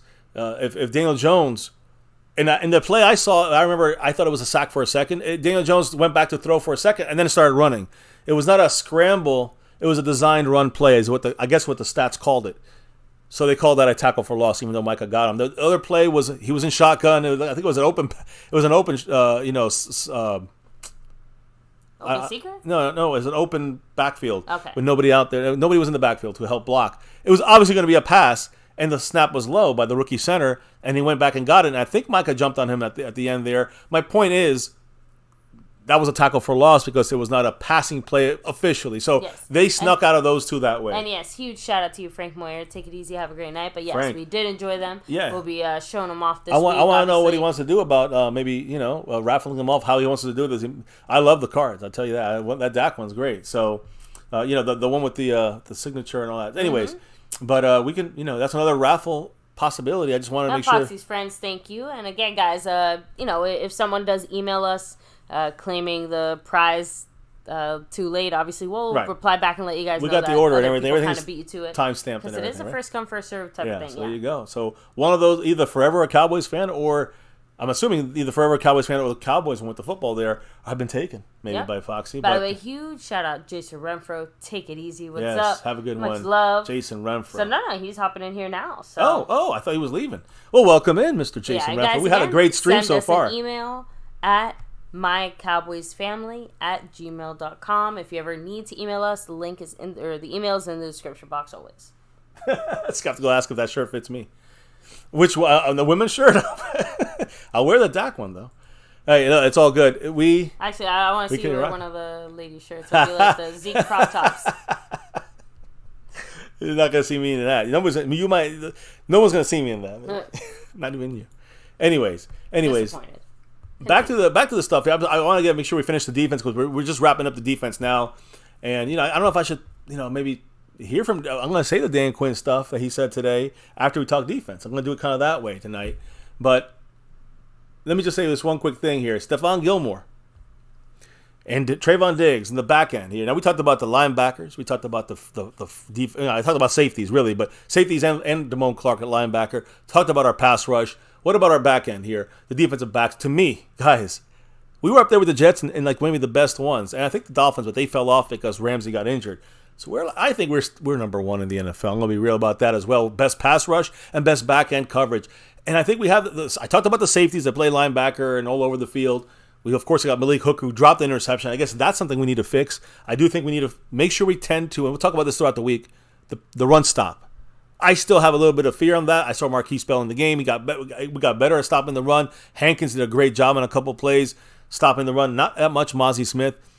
But we'll have to see that run stop get better. Jets have Dalvin Cook. They got Brees. They got the number 25 from Brooklyn, and we saw in the Hard Knocks. They got good running backs. We got to stay on them. They will try to use the running game on us and a mobile quarterback in Zach Wilson. So, but they let everyone fucking throw on us. I want this. Because they're going to get the pass rush, and then they're going to get Stephon Gilmore, who was targeted. He was targeted 8 times. They couldn't even throw to Trayvon Diggs' side because Trayvon Diggs won't even let you even get enough air to breathe. Neither did Jaron Kearse on Darren Waller. So Stephon Gilmore was targeted 8 times in week 1. He allowed only 3 receptions for 36 yards. The worst one was that third down or fourth down when he lost coverage for a couple seconds on across the field, and really it just happened because what's his name? Daniel Jones was able to get out the pocket and extend the play a little longer, and he finally saw him wide open. But, yeah, Gilmore had a fantastic game, and he could have been better, too. He recorded 2 pass breakups and an interception with his first time repping that star in an official game. You know how much when Daniel Jones tried to attack him, pass and target him, he had a passer rating of 12.5. That's all he allowed. Stephon Gilmore. What great numbers. So you look at this duo, this dynamic duo of Trayvon Diggs and Stephon Gilmore. Stephon Gilmore had 8 targets. He allowed 3 catches, only allowed 36 yards on him. He had 2 pass breakups, 1 interception, and he had a PFF grade of almost elite, 89.8. 90 is elite. So Trayvon Diggs, he only had 3 targets against him, baby. They threw 8 times to Gilmore. They tried Gilmore, and they lost. They didn't even try Trayvon Diggs. It was too good of a coverage.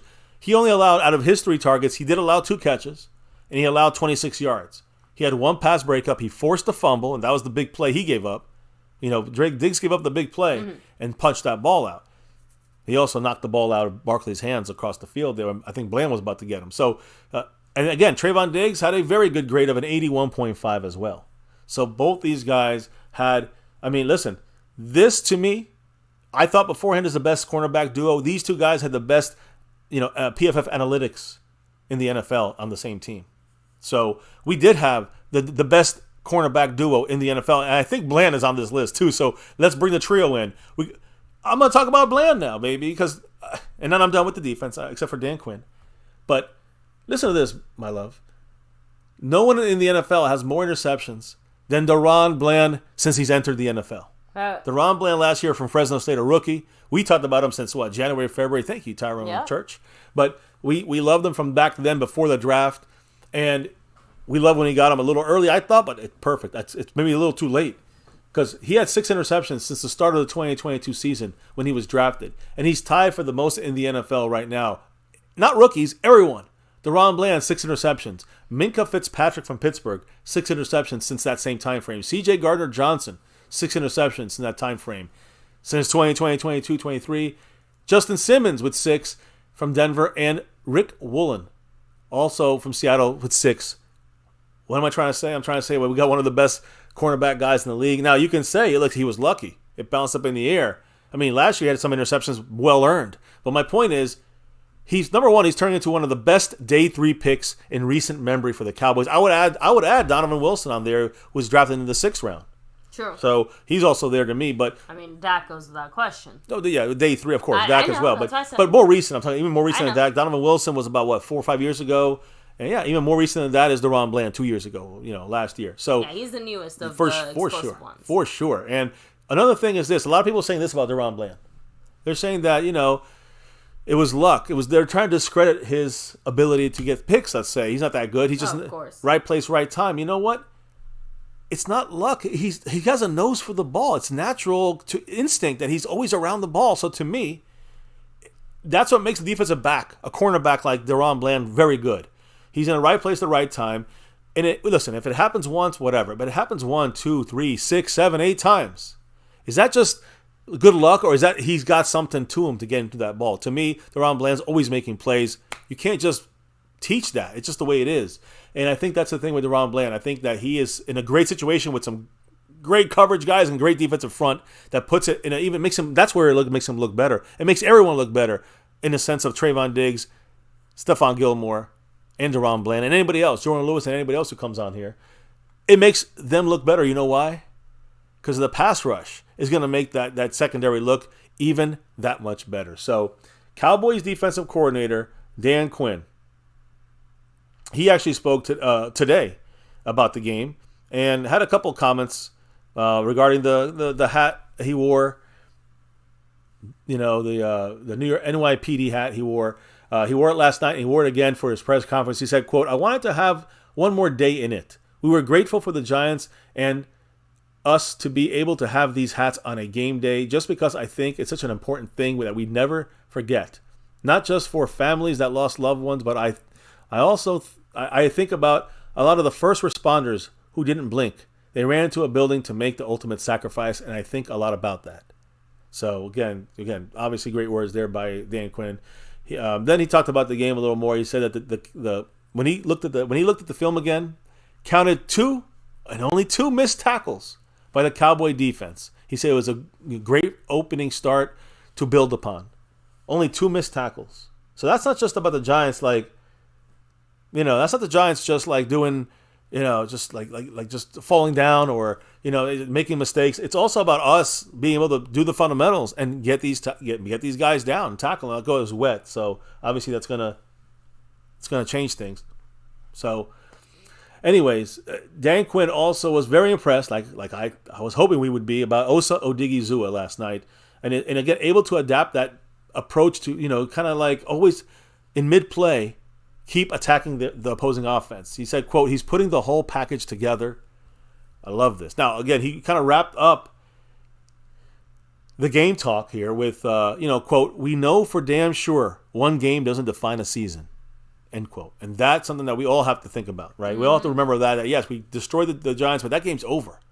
It's time to kind of keep ourselves level and just say, we got to do this every game to the Super Bowl, and we win it. So Dan Quinn, again, celebrating his 53rd birthday today as well.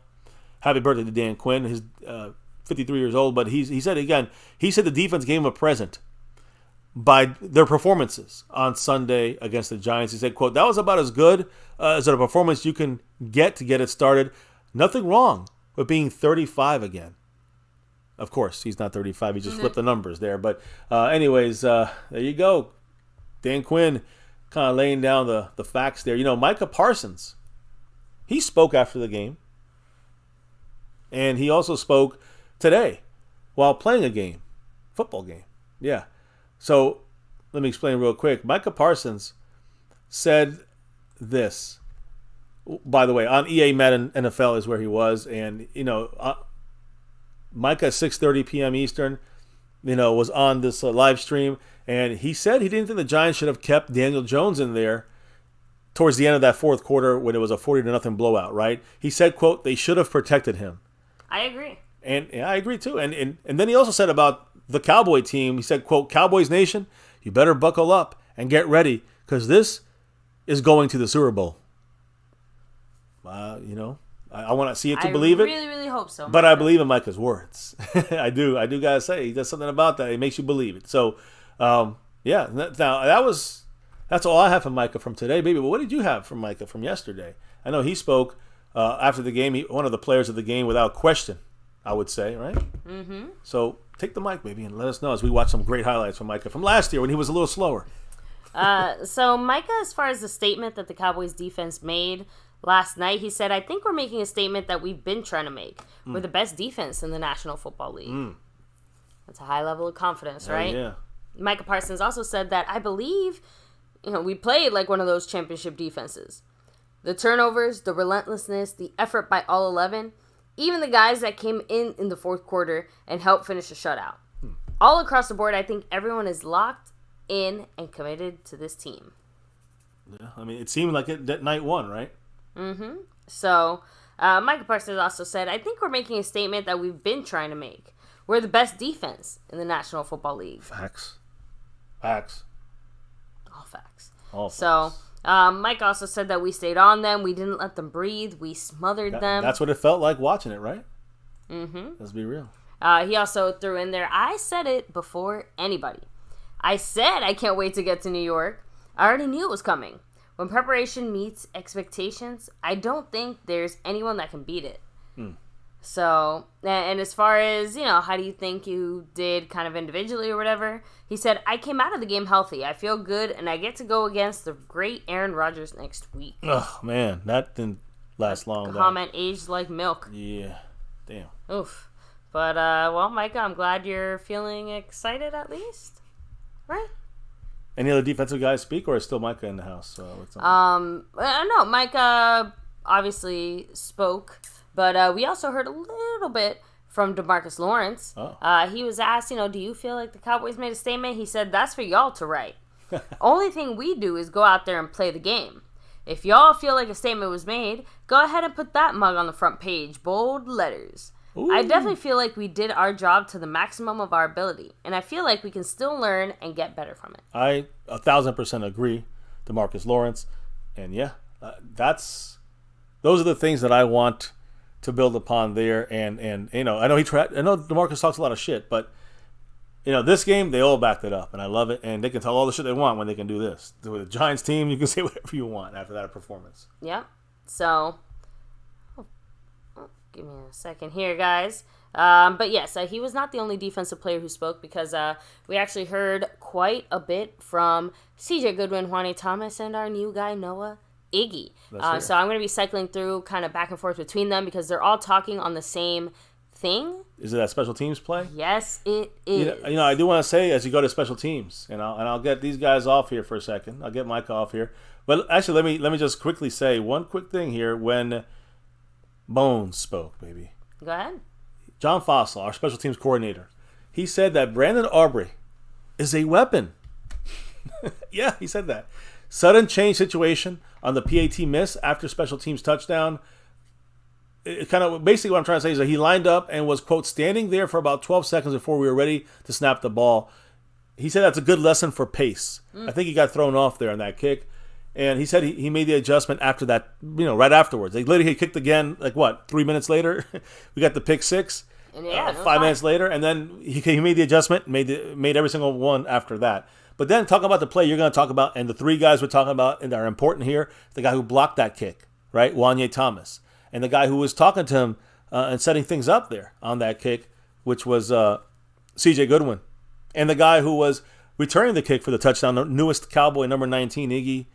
Not Iggy. I call him Iggy, but his name is Noah Iggy Mahogany.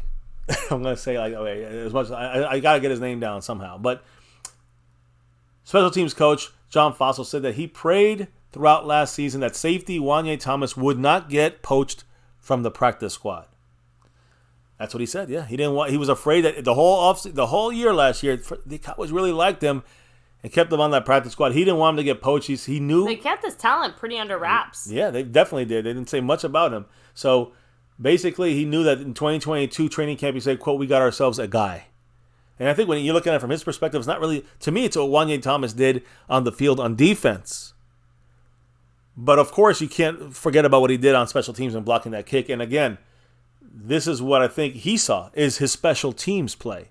We see his defensive play as well, but we also see his special teams play, and Bones is the best guy to see that. So, baby, what happened on this blocked kick that really turned the whole game immediately our direction, and we just, avalanched them afterwards?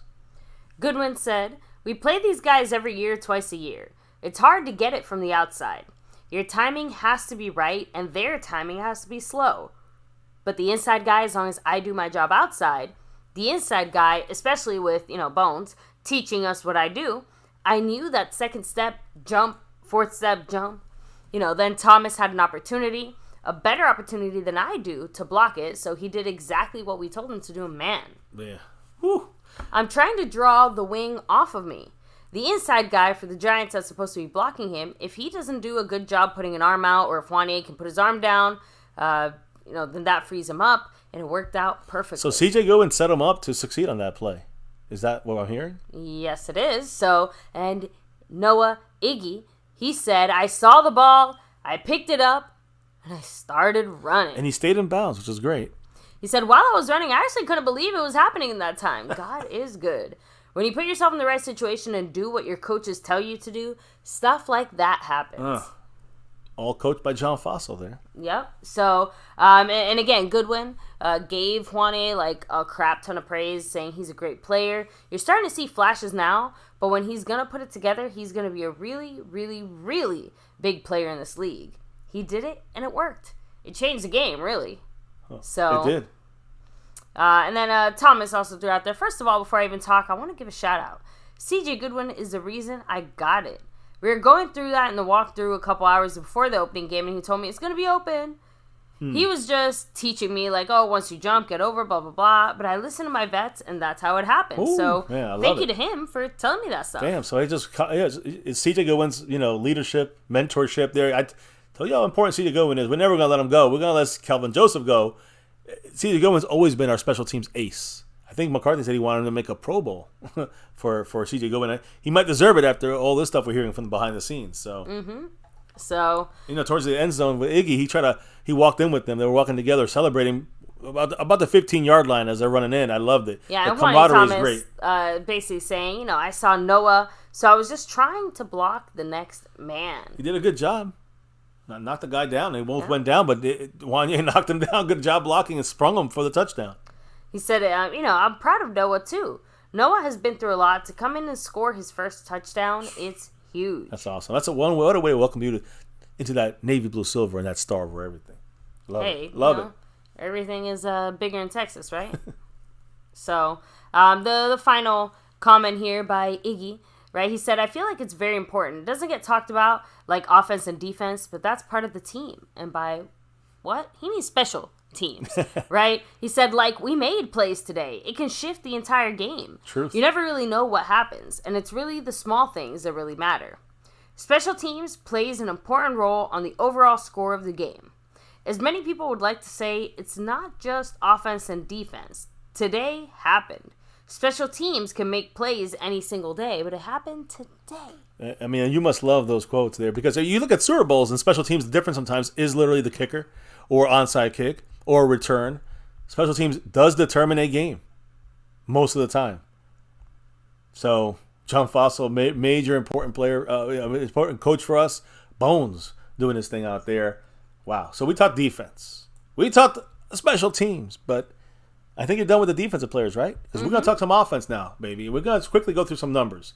Dak Prescott. Well, I mean, I did have a few little quotes from Dak. Oh, okay. As well. Before you get to some of these numbers. Okay, now I was going to throw out his numbers to introduce you there. Okay, but, go ahead. Cooper Rush was 0 for 1. Dak was 13 for 24, only 143 yards, 6 yards per average, no touchdowns, no interceptions, didn't get sacked once. And his quarterback rating was a 72.7. Not very good, but also not needed, right? I want to continue saying when it comes to Dak Prescott, he was number 5, Dak Prescott. Actually, let me just introduce you guys to his new woman. Is that okay? Can I do that now? Should I do it now? Go for it. Dak Prescott has a new girl. Could this be the change he needs in his life? Could this be the motivation he needs to win a Super Bowl? I know you had a lot to say this earlier, but behind the scenes. So you say your 2 cents on the new woman for Mr. Dak Prescott as, he gets, maybe the blonde thing wasn't his thing anymore. He's down with the Latina. And I got to say, I love his choice. I will say another thing here, baby. I love it. You know it. And, Dak got himself a Latina girl. And, hey, a lot of people believe this is a Super Bowl, baby. Listen, what do you think about this, baby? Just give me a quick reaction and then hit me in the chat. Let me hear what he's saying. I kind of already said it. I'm definitely a fan. And, if Dak can handle being with a Latina, then yes, he can win a Super Bowl. Dak is 5th in efficiency. Not just in picking up chicks, but also after week 1. You might think he sucked, but listen, Jordan Love was the most efficient quarterback so far. Matthew Stafford, Tua, Garoppolo, and then Dak Prescott. 23.5% of Dak's passes, let me say this. Think about this for a second. Of his on-target passes, every pass that he threw that was catchable, 23.5 of those, almost a fourth of those, were dropped. Almost a fourth of his passes that were catchable were dropped. That's a lot, don't you think? Yeah. That's the highest percentage of any quarterback in the NFL after week 1. The Cowboys had issues with drops last year. Dak's not dropping this pass here, you see, but the Cowboy receivers had some drops last year. We know that was a major issue to Dak's high interception numbers. Luckily, he didn't have any yesterday. But listen to this. Drops by a team by NFL, right, in week 1. The Cowboys and, yes, Eastside Harold's Texans both had the most drops in the NFL. Now, the Texans have shit for receivers. We do not. But, again, a lot of these drops were, I think, 2 from Ferguson and 1 from Hendershot. And 1 was a touchdown. So, just saying, you got the Chiefs, the Rams, the Bengals, Patriots, Commanders, and Bears. They had 3 each. And, of course, that's excluding tonight's game. But you can say what you want about the drops last year. And again, you can say, listen, last year we had some drops. This year we already had drops. And what was the position that was dropping it, baby? I mean, tight end, the most. The main position, right? 4 more tight ends. I'm sorry. We had, 3 drops, I think, out of the 4 from tight ends. You know what Dalton Schultz did in Houston? He had 2 catches for 4 yards. That's Dalton Schultz for you. Well, Dalton Schitz. I guess I'll take what we're getting because at least technically we made. Did we even make forward progress with them? I think so, but not in the past. No, I'm saying we did. No, the tight ends got some some good completions as well. They got a couple of catches, Sure, but you're right. Dalton Schultz got 2 catches for 4 yards with the Texans. Just want to throw that out there for you. So now, hit me in the chat and let me know what everyone's thinking about his new catch. Let me see. Tokyo said, I thought Chiefs were number 1 in drops. Wow. Nope. Nope. Cowboys. So far this year. Reminding us all, out of those drops, 2 of those are touchdowns. I know. I'm trying to think which is the other one. Why am I forgetting the other one? Was it CeeDee Lamb? And then was it the Ferguson 2-for-1 guys in the air? That was a tougher catch for Ferguson, but CeeDee Lamb didn't have a drop in the end zone. Did he? Did he? Again, I think it was slightly overthrown. Hendershot dropped it right in his hands. That's a Hendershot drop for a touchdown. Someone refresh my memory. Didn't CeeDee Lamb have a pass go through his hands in the end zone? Or am I misremembering? I think. Well, Ferguson was going. I remember. Montana saying Turpin. Why am I not remembering that? I have to go back and watch that. I don't know. I missed that one, but either way, I can see how they. I definitely know how Hendershot should have been a fucking touchdown. That was right in his hands. So, and again, if you get a second touchdown, now Dak's numbers are he's only got 160. He's got 2 touchdowns, and he's not a 72 rating anymore. He's now a 92. So, I don't pay attention to that too much. We know why Dak had his off numbers. Some of it was Dak. Let's all be honest together. Everybody say it. But also, we be honest, that is the rain involved. Okay, thank you, Haley and Matt. Yeah, the pass was too high to catch. That's right. Dak threw that. It was a little too high. Okay, there was one that was also there was one that went too high. It was a wide open one at CeeDee Lamb. That was not a drop. That was a Dak Prescott. That's why I was kind of getting that confused for a second there. So I do apologize. That was my mistake. Dak Prescott had some issues with some of his passes. I'm sorry to say. For a second, I did. Dak had some issues. To me, it was rust from Dak Prescott and the rain. How's that? I mean, that sounds like to me that's most reasonable. Rusty in the rain. Rusty in the rain. But I think he'll be okay in AT&T Stadium. I think he's going to be more comfortable next week. And every week he continues going in this new system and scheme. So he's fine. The waterlogged ball is going to be heavier, like you guys said, and that's fact. So Dak will be fine. I'm not worried. I don't care about his numbers. I don't care if it's 140 yards. As long as we win 40-0, he could have 140 yards every damn game for all I care. Just do what we need to do to win. And that's what he's doing. And the scheme is for that. So, that's definitely without question. A lot of I just said almost a fourth of his passes were dropped. Imagine if they're caught, all 4 of those. He had some overthrows, he had some ugly passes, but 4 of them could have been caught. They were dropped, and it was rain, so I can also put that on the receivers. I should, it's slippery, I guess, but they're professionals. Point is, if they were caught. We're not talking about this narrative, We're talking about Dak having a solid game, 200 yards and solid, So 2 touchdowns and leading the team down the field a couple times for some touchdowns. So just keep it in mind, the reality of the situation. So any other comments on Dak or about his new girl before you get into breaking down what Dak said? Let me go back a little bit. Akeem Sears said, Dak's new girl. Oh, wow. Yep, I thought so too. Let me see. I mean, you thought so. Dak has great taste, said Cap 52. Yeah. I have to agree. Freddie Palma said she looks toxic AF. She looks good.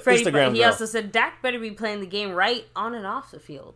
Well, maybe it's going to help his game on the field. We'll have to see.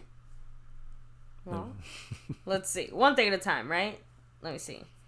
Marco Seppian. Mark in the house. Shout out to the current sponsor of the week. And the stream boss. 37 points, still rocking it. Let me see here. No, just kind of, that's pretty much it as far as those specific. So what did Dak? Now, this is just Dak with his girl, so you guys can kind of get your thoughts on that, but comment them if you're watching as a replay down below. But baby, what did Dak say, what was it, after the game last night, right? Yeah. He said, I've talked about it all spring through training camp, understanding the pass rush that we're going against in practice, and just watching that come alive against another team and another quarterback, it was exciting, and it made it easier for us on our side. So, Dak also threw in there, that lots of things changed offensively in a good way. He said whether it was speeding me up, making me check it down quicker, making my feet move, making my decisions faster. Sometimes it might have been a sack, but allowing us to extend the play after play. Because they got back there in practice just because they got back there in practice doesn't necessarily end that rep of the play. So a lot of good came from that. And I can tell you that after a lot of the plays and things that happened in practice, I was thankful for a lot of those guys being on our team. I said it many, many times tonight. Watching them go after the other quarterback. So, Dak Prescott also touted Mike McCarthy's team meeting before the win as, quote, amazing. Why? Dak said that he took 5 minutes and told us to take our phones out. Text, call, and thank all the people who mean the most to you and who got you to this point. So it obviously resonated with a lot of the players. And, I'm just saying, McCarthy has found, I think, a really good way of connecting with his team, connecting with his players, and more than that, making the team feel connected to itself, which is truly, truly the biggest part of that. So, yes, Jason Renfro, Dak got some Latina heat. So fire. I like it. Good choice, Dak. Good choice. So is that everything Dak said? Yes, it is. Yeah, because then again, wrapping up this offense, guys. When you take a look at the running game, obviously Tony Pollard, I think, did a fantastic job for the opportunities. I don't really need him to go crazy. The running game, we got 122 yards yesterday. 122 yards, guys. Didn't seem like it though, right? Didn't seem like it 122, but we had. It did not. Tony Pollard had 14 carries. Now, he had 14 carries, and he also caught the ball twice for 12 yards. 14 carries for 70 yards. good. I mean, he's not going to be the NFL rushing leader. We don't care. No, we don't need him to be. It's more about the fact that, again, similar to the reason why maybe our pass game didn't look so great, I'm sure Pollard would have maybe had a few more yards if the weather hadn't been so bad. That's true, too. So, just throwing that out there. Because we saw it a few times where Pollard or Dak or a player kind of went down in a particular way, very carefully. And again, to me, it was very much an injury avoidance situation. Yeah, no. Tony Pollard, he had only a total to me of having 16 touches. That's low, and that's fine. I agree. And that's fine. I don't mind that. That's good. We'll have him other games. He'll touch the ball more. 5 yards per carry. Fantastic. 2 touchdowns, a long of 25. He definitely got those 2-3 yards. Usually extended them to like 4 yards or 5 yards. Rico Dowdle, 6 carries, 24 yards, averaging 4 yards per. 10 yards was his long. And he had a great role in this game, taking those 6 snaps. Fantastic. He didn't have any catches. Kevontae Turpin, receiver to running back. He had 3 carries. 3 times he ran the ball. 14 yards, only 4.7 yards per. He's tiny. And he's got that touchdown on the ground as well. We had 3 rushing touchdowns. 7 yards was his longest run. I think it was for the touchdown. Deuce Vaughn had 6 carries for 8 yards, 1.3 yards. Not much from him this game. It's all right. And Dak ran once for 6 yards on the in the red zone there. Good play there. We averaged 4.1 yards per carry, 3 touchdowns, 122 yards on 30 runs. 25-yard was the long was from Tony Pollard. Holler. Turpin had 2 catches, by the way, 11 yards. We're using these guys on short yardage stuff here. So Pollard had 2 catches, 12 yards and 6 yards per. So, that's the way we used our guys. It's fantastic. I see the man Mark Hovsepian in the house. Woo. Dropping that 5 on it. A big mahalo to the man Mark, powering himself up with a $5. Holler. That's our sponsor of the week, and that's 42 points for Mr. Mark Hovsepian. That's a Deuce Vaughn. I just said his name. Baby, what did Mark have to say? He said, I'm happy as heck we killed the Giants, but please, the Giants absolutely suck. They have Saquon and that's it. I want to see us play good teams. Again, the thing is that Mark, one of the things that we've crapped on the Cowboys for is, again, the good teams we just play down, and then the bad teams, we don't beat them as badly as we could. If the Giants are, in your opinion, a bad team, then we just gave them the ass whooping of a lifetime exactly as we should have. That's the thing. I'm not saying there still aren't things to touch on or critique, and we'll be getting through some of those as we continue to go throughout the week and dive a little deeper into the Jets, what that looks like, and how we match up against the pieces that they still have available. So just throwing that out there. I also want to add in there, I think, Mark, that the Cowboys made them look worse than they are. I think that's something we have to understand as well. Can I give you an example, Mark, about something I think would have happened with Kellen Moore? Do you think we would have had the same game with Kellen Moore as our offensive coordinator? We would have probably passed the ball too much into dangerous situations. Dak would have thrown his 2 or 3 picks, and it would have been 28-21 or some shit. We would have won, but it would have been an ugly win because Kellen Moore don't know how to fucking call a game right. That's the difference between a good play caller and an average play caller like Kellen Moore. We destroyed a team we should destroy, even though they made the playoffs, even though they supposedly got better. We still destroyed them worse than we ever did last year with Kellen Moore. So, hey, much love once again, Mark. Another 5 on it. I got to update the board. You, Mark. Another mahalo to you. Love these discussions. Like the way we utilize Turpin? Have to clean stuff up on O, but it's still early. Backup G was great. Mozzie disappointed me, only 16 snaps. Yeah, we talked about the defense already. To me, the biggest issues, Mozzie, he'll get there. Not every first-round pick is out there playing a lot of snaps yet either. But my opinion is that we wanted to stop the run, and that's Jonathan Hankins, and he's still the starter. That's just the way it's going to be. But I do think honestly, in one game, McCarthy used Turpin more than Kellen Moore did in an entire year. Yes. Thank you. These are different. Mark is bringing it up, the fact that, some things maybe you're not sure about, but you're seeing the difference in the success from last year versus this year. There's no question in my mind. McCarthy, you're focused on the wrong people, the wrong players. You got to focus on Mike McCarthy's scheme change here. The defense was going to dominate, but why are we winning against Jacksonville by 17 points or whatever it was last year, and we're throwing the ball the rest of the game? The Packers were up by 2 touchdowns, and we're throwing the ball the rest of the game. That's not Dak. That's not the running backs. That's not the offensive line. That's Kellen Moore. And that's a difference between a game we should beat someone like the Packers last year by 20 points, still losing in overtime. Same thing with Jacksonville. That's the difference. Not knowing how to use your players was the problem with this team. McCarthy knows how to use his players. It's not going to be $40 million worth of Dak. You're not going to get that. I don't care. I want to get the wins. That's what we all want, right? We're not going to get every opponent we're not going to get is not going to be the hardest guy, the hardest teams in the league. But we might be one of the hardest teams, so everyone's going to look worse. You know what I mean? Oh, anyways. I think I do. All right. I love this convo. I know Mark's back in it. You mean. Dropping that $2 holler. J. Lou, too. He should be back against the Jets, Jordan Lewis. You know what he said? I want to know. McCarthy's an upgrade, but this win was 100% D. Oh, well, without question. As in D. Defense. Hell yeah. Yeah, again, even Dak straight up said it. I think in the post-game interview, he's like, I should not be holding the game ball. I think you got to give this to the defense. He did say that. Yeah, and he was right. I mean, we all can agree on that, but it's all right. We got to play safe against a good defense like this weekend. Aaron Rodgers on offense. The Jets' defense is fantastic, much better than the Giants. And that's going to be, I think, a similar game you're going to see from the Cowboys offensively. And that's all we need because the defense will win the game. The identity is defense, not offense on this team. So, and I said it earlier, if we score 17 points of offense, just pure offensive drives, we scored what, like 13 yesterday? On pure offensive drives, not defensive turnovers or special teams. If we do that, 17 points is what I'm asking for from the offense. We win the game by, we scored 28 points because of 10 or 15 points, 10 or 14 points of defensive help.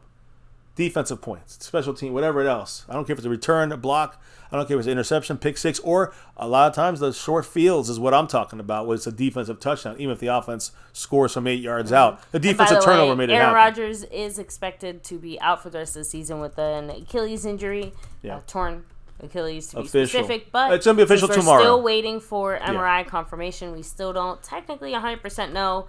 But even I can put 2 + 2 together. Soleil said it's what they fear. They're gonna confirm it tomorrow. So, by the way, before we touch on the last little bits of things we have to touch on, everybody here chilling, hanging with us, take a second to hit like, subscribe, hit that notification bell, follow us on all social media at MyCowboysFamily, and hop on the Discord. Link is down below in the description box. Yeah, the last part of tonight's stream, guys, and we definitely have the discussion. We will talk here on the offense. Of course, with finishing up the running back side of things, we got the tight ends, the receivers, and the offensive line, and then we're done. We're done for the night. It's another recap stream. They always go a little bit, not longer. It's actually a good time frame tonight, but we're trying to keep a little more of the stats out of it in the sense of diving too deep into that and just stay with the thoughts, the opinions, where are we at evolving here on this team from this game we just saw all of us last night. So just getting a couple of the facts to back up some things and some points that we need to kind of see. We need to understand it, all of us here, myself included. When you take a quicker look, a better context look of the game. So looking at the receivers real quick, and this will be quick because Turpin, was playing more running back than receiver basically, and Turpin had 2 catches for 11 yards. Our tight ends. Let me just stay with the receivers. CeeDee Lamb had 4 catches, 77 yards. Fantastic for him, in my opinion. 4 targets, 4 catches. I think Dak did overthrow him on one of them, though. Brandon Cooks did all he was expected to do. I mean, he did his job perfectly. 2 catches, 22 yards, but they were big plays. And, 16-yard long. He had that first down on fourth down, was it, right? So he had 11 yards per for him. 19.5 yards per for CeeDee Lamb. That's the way it's supposed to be there. Michael Gallup only had 1 catch for 10 yards. All right. We'll hit him up soon on one of these deep routes, I'm sure. Jalen Tolbert didn't have any snaps, but he had 1 target. And at the end of the drive, their last drives or so, Peyton Hendershot had that drop in the end zone. Dak threw it perfectly in his hands. You got Jake Ferguson had 2 catches for 11 yards, 5.5 yards per, but he could have had another one easy and it hit his hands on an important third down. So raining. Hopefully, Ferguson, he didn't have any drops, I think, last year at all. So that's his first drop of his career in Dallas. So I hope that we will see Ferguson do better when it's not raining the way it was. And, that's really the extent of the receiving, guys. We had only 13 catches. Dak threw, like I told you guys, freaking 20, very minimal passes. We only had 13 catches for, again, a total of 143 yards, 11 yards per throw. The long was 49 yards to CeeDee Lamb there, and of course, 25 targets thrown out of the 13 catches there. Not a great percentage for Dak. We talked about that already. So now we're going to the last part of things, which I think we all, and Mark, I know he has big thoughts on this, and I agree with him, and I was surprised how well our offensive line played. Now, I also, we weren't 100% sure was going to be TJ Bass, was going to be Awesome Richards, or was it going to be Chuma Edoga, number 71, and thank goodness it was Chuma Edoga, because that's the right move. He actually played such a solid game. He wasn't on the top list here of PFF guys, but he had a major role not showing the weak link of the Cowboy team. He did a great job playing that spot there for Tyler Smith. And you know what's great about this? It's a great defense coming up. The Jets, he went up against the Jets, for last year he went up with the Jets every day in practice, Chuma Edoga. We don't need him this week, possibly, because Tyler Smith hopefully is back. So we have to wait and see on that. Keep in mind all of that and the injured Tyler Smith from that hamstring issue. Come back or not, Chuma Edoga is locked into that backup guard spot, and he can play tackle as well. He's listed as our swing tackle. The highest graded Cowboys on offense, not offensive line, but on complete offense. You know these names. I mean, you got Dak Prescott, you got CeeDee Lamb. They had the top 3 on the PFF list for the Cowboys on offense. Small sample sizes for guys like Brock Hoffman. Yeah, he did get in there and play a little bit in the last drive. TJ Bass also got in there in that last drive and got in a couple snaps. Again, small sample size. But these are the highest graded Cowboys. The 2 guys that are graded the highest, Tyron Smith and Zach Martin, baby. Yeah. We almost didn't have Tyron Smith in that field. Zach Martin's, again, a destroyer out there. Zach Martin, he held out. I told you guys we needed this guy. There's no other options. This guy's the best in the league and still is at guard and maybe in the offensive line world. Tyron Smith, he did not allow a single pressure this week. Yeah. Not one pressure. Tyron Smith. And that's with the rolled ankle and all. And again, you look at some of the pass protection stuff. We talked about Tony Pollard doing all those other things, running, catching. He also blocked, guys. He did a great job blocking. He got us a first down because he picked up the block. Peyton Hendershot, even though he dropped the touchdown, he lined up in the backfield to assist on some plays in pass protection. So you see what the Cowboys are trying to do. That will be Luke Schoonmaker soon. Mark my words. And Tyler Biadasz at center did a great job peeling off the interior to pick off a guy on the edge when he pulled. That, again, Jake Ferguson initially chipped off the line of scrimmage. Great concepts by Mike Soliari on that offensive line with the tight ends usage and pass protection, with the running backs, picking up blocks in blitzing situations. So great job by the Cowboy pass protection. And the Cowboys were the 6th best offense in the league at moving the ball down the field. Again, Giants, I know it is. And the Cowboys basically stopped after 2.5 quarters. Halfway in the third quarter, the Cowboys stopped, truly trying to pull up a lot of points. It was just kind of, running the clock out kind of deal. Much love to Mark Hosepian, the man Mark. He said, "We are lucky Rodgers will be out. Would have liked to see our defense versus a good offense. No issues with being lucky. Having only one O-line. One O-lineman should not screw us much. One O-lineman out." Yeah, I mean, again, they have a very good defense, Mark. And again, I do want to discuss the fact that I actually want to touch on your comment from earlier about bad teams. I think the Giants looked worse than they are, and I don't think they're that good. I don't know if they're as good as they were last year, but the expectation by all analysts is they are better than last year, or they will be. We have to wait and see if this was really a bad Giants team or is it a fantastic Cowboys defense. And I agree with you about being lucky. I'm going to be honest, though. Be honest, I said this at the beginning of the stream. I know you might not have been here. I'm going to say it now. Aaron Rodgers does not scare me in the same way that Aaron Rodgers would scare me with a good offensive line. The Jets' offensive line is not that great. It's maybe a hair better than the Giants. I'm hearing some people say it's not even as good as the Giants. Either way, guys, the Giants might have a 20th ranked offensive line. The Jets have like an 18th ranked offensive line. Whatever it sits, I don't really care. I didn't care if it was I don't care if you had Tom Brady back there in his prime. A quarterback under the duress that Micah Parsons and the defense gave the Giants, you have nothing you can do. You cannot do anything. I don't care how good your offense is, unless you can block and hold back our guys. And the other key here, and Mark, I'm going to pick on the Cowboys. Stopping the run was the biggest issue to me on the defense. I have no complaints. Even Malik Hooker dropping that interception is the only other obvious complaint, but at least he got it out in this game, right? Biggest complaint to me on defense is still I got to see better run stop. I don't see I saw it stop in the middle.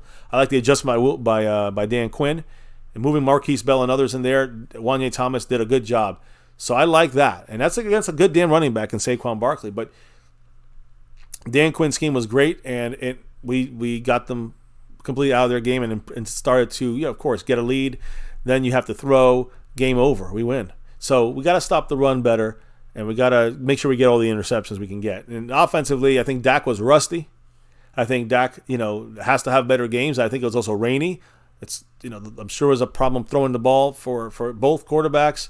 And, Dak Prescott was just doing the basics to just get no mistakes in the game, and we win. And that's what he did. And I'm happy with that part of his game. And I'm also happy with Bo Smith in the house. He said, "Did you hear the escaped prisoner?" I did not. I did not hear about an escaped prisoner. Did not know that was going down. Where, by the way? I'm assuming in the Dallas area. Make sure you guys lock your doors and stay safe out there.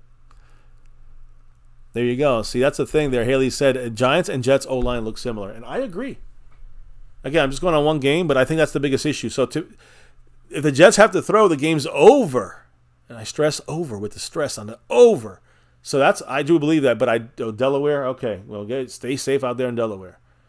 I do think that the Cowboys, if they can do this on the defense, similar as you saw to the offensive line of the Giants, you can do this with the Jets offensive line. I think we will do that, and I don't care who's back there.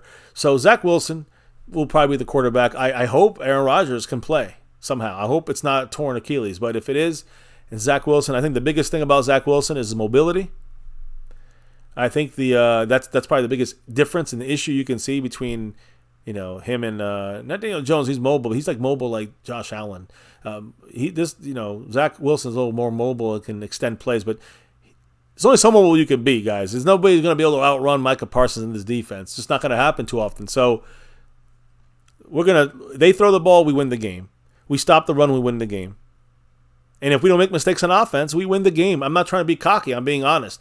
The Jets have a damn good defense, but we have I'm going to say, an offense with firepower that we can break out if needed. And I think the Cowboys took it real easy on the Giants in the rain. I think we'll do a better job against the Jets as far as maybe looking a little better, not dropping the pass. But I also think that we'll look better, Dak being less rusty, another game, and no rain, of course, and safe passes, safe situations. I think that's the key here against a very good Jets defense. So I don't know if I covered all the bases there. Let's see who's in the house here.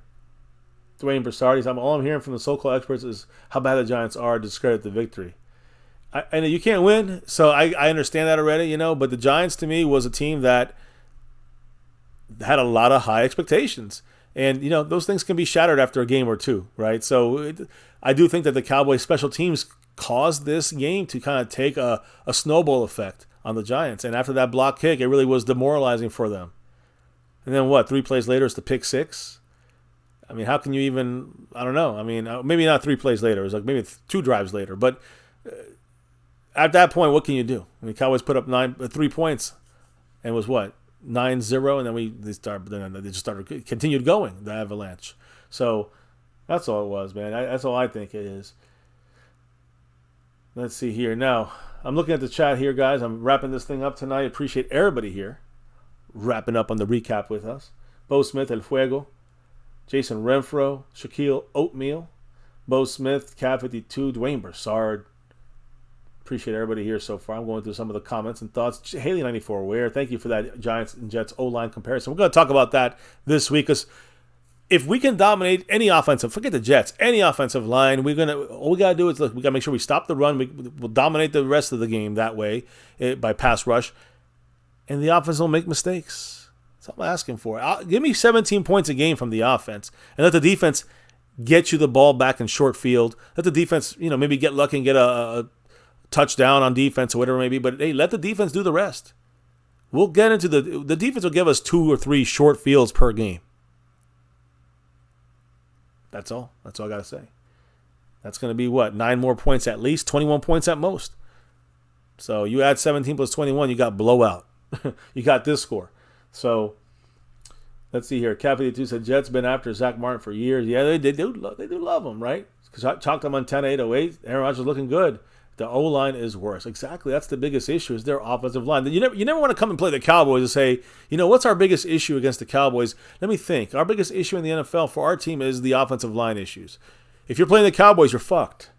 Just going to be honest about that. And I think the Giants, honestly, I think they thought about their team too much. Like all the gains, instead of looking at, maybe the overall state of the Cowboys gains as well, and they forgot about our defense. Well, they're not going to forget again. Trust me on that.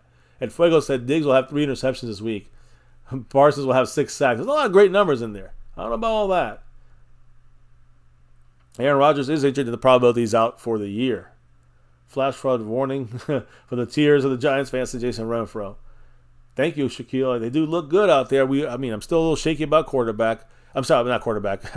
I'm still shaky about the kicker. I'm still shaky about the run stop. I'm still shaky about, maybe some of obviously the offensive line depth is always shaky, but I'm also feeling a little better about that. And Giants had the best part of the Giants defense is their defensive front. The offensive line did a damn good job. Cooks, he had 2 catches. I don't know how many routes he had, but he had 2 catches, and he did a great job out there doing his thing. Let's see here. Because, look, to me, the Giants could have been picked on in the air the whole game. There's no need to. This is Kellen Moore. You're seeing maybe the Cowboys scored 28 points or 31 points, but the Giants probably get 14 points because of the mismanagement of Kellen Moore. You got to remember, that's a big difference there. Burn bar in the house. Drop those emojis. The last time you can drop those Giants emojis today is the last day until the next time we play them. Because tomorrow is going to be the Jets up on there. Keep that in mind.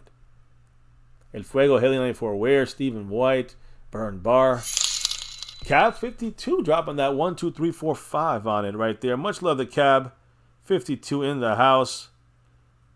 He dropped that 5 on it. And the man said, I wasn't impressed with McCarthy's first game, but it was... wasn't impressed with McCarthy's first game, but it was his first game calling plays in a while. So I'm hoping that he improves because I want number 6. Well, I think it was a safe game plan, my friend. Cab, I think it was a safe game. I was going to bet it's a safe game plan from him. And it's a smart idea in the rain. It's a smart idea trying to get the different kinks out of your offense. I think I love some up-tempo play. That was definitely what I wanted to see. I saw a lot of under-center snaps, which is fine for me. And again, let me reiterate, the Giants had a very good defensive front line there to stop the run and put pressure. Our offensive pass protection was fantastic. And the run game wasn't as good, but we didn't really, I don't know. It just seemed like Cowboys didn't have to do anything this game. I wouldn't worry too much about it, Cav. I really wouldn't. Much love to Cav 52 in the house. Oh, again, taking Mark down to 48 points. And I think he went to that Streamlabs right there. So much love to him. Going through all the different paths here in MCF.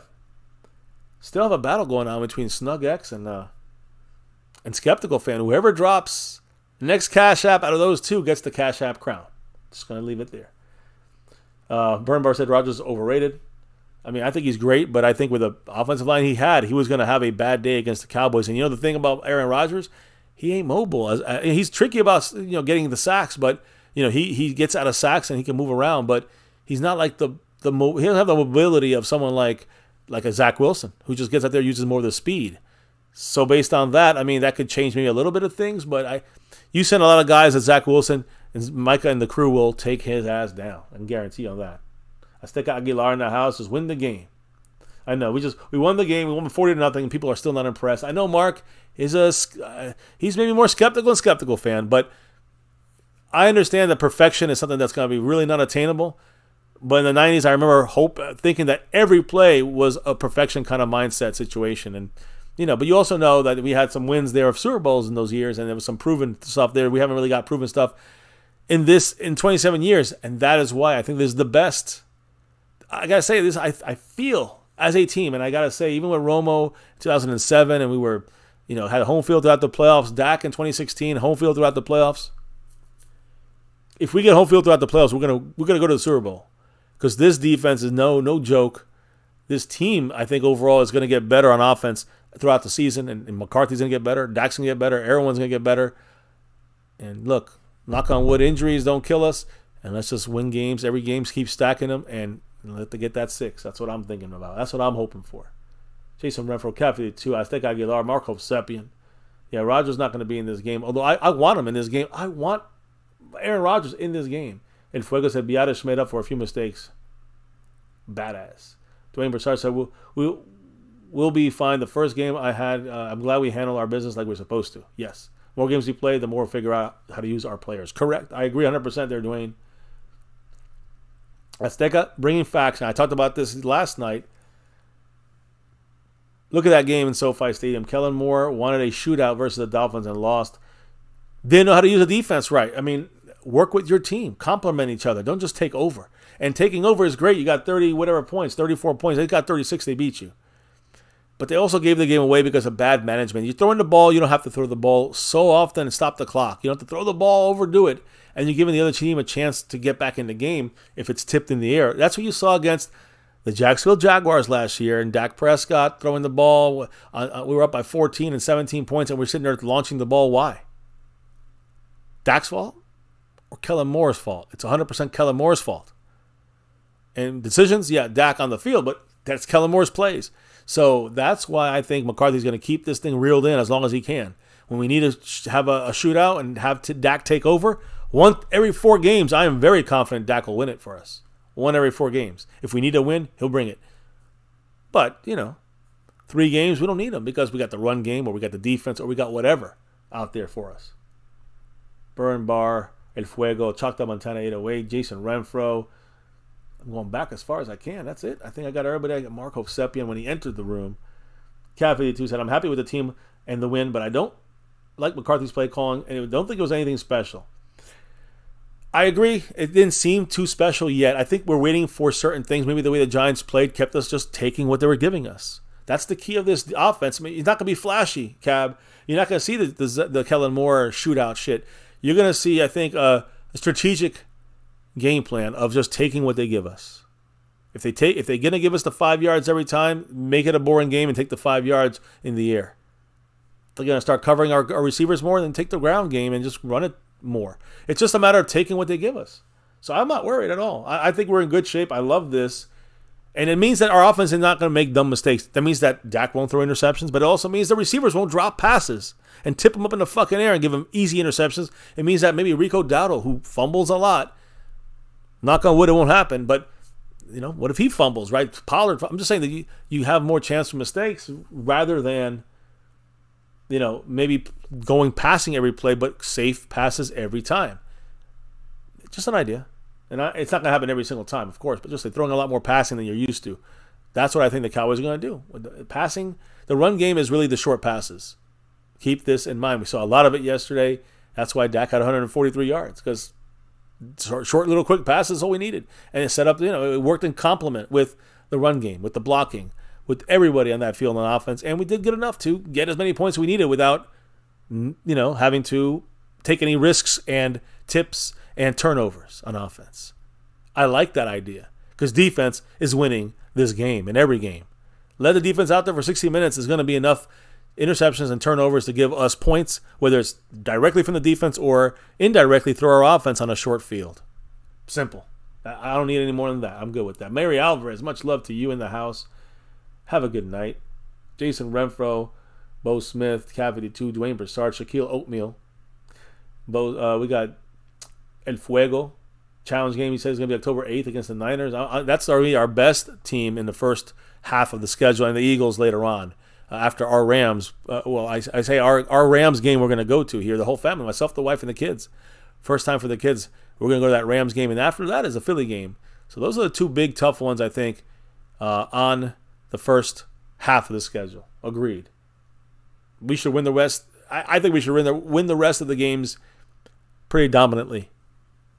And I think we should win beat the Eagles and the Niners, a little closer. A little better games there. We'll see. Brandon James in the house. A football game, Jets versus Eagles in Week 6. That's another game there in the future. But we win our games. The Eagles can win whatever they want to win. I don't care. We will have control of that first seed, which is really the path to the Super Bowl. Oatmeal said, not convinced Rodgers is injured. He's probably said, oh shit, my ankle. He actually gave back $35 million there, Shaquille. But he did say maybe, oh, shit, the Cowboy defense. Oh, shit, my ankle. Cab said, I'm happy with the team. Yes, we got that one. Can't show your cards to Shaquille. I think the Cowboys are trying to keep this under wraps as long as possible. Haley94 where said Josh Allen did what Dak didn't do. Exact. Thank you. That's my whole point. You don't. If we play like, if you get Dak and throw the ball down the field the way Josh Allen was trying to do that, throwing those 2 deep passes with picks, you're gonna lose. You're gonna give up chances. McCarthy is not gonna call that, and Dak's not gonna throw that. If there's single coverage, Dak might launch it. You got to be smart. It's about intelligence and patience and strategy. Win the game, baby. That's all. That's all that matters. Haley, you knocked it out the ballpark there. Dak knew better, said, this is the defense's game, and that's the way every game is going to be, guys. Every game is going to be defense's identity. I said this in the offseason multiple times for months. The identity of this defense is it's not the offense, it's not razzle-dazzle, it's not 40 burgers. Then we got one. It's because of the defense.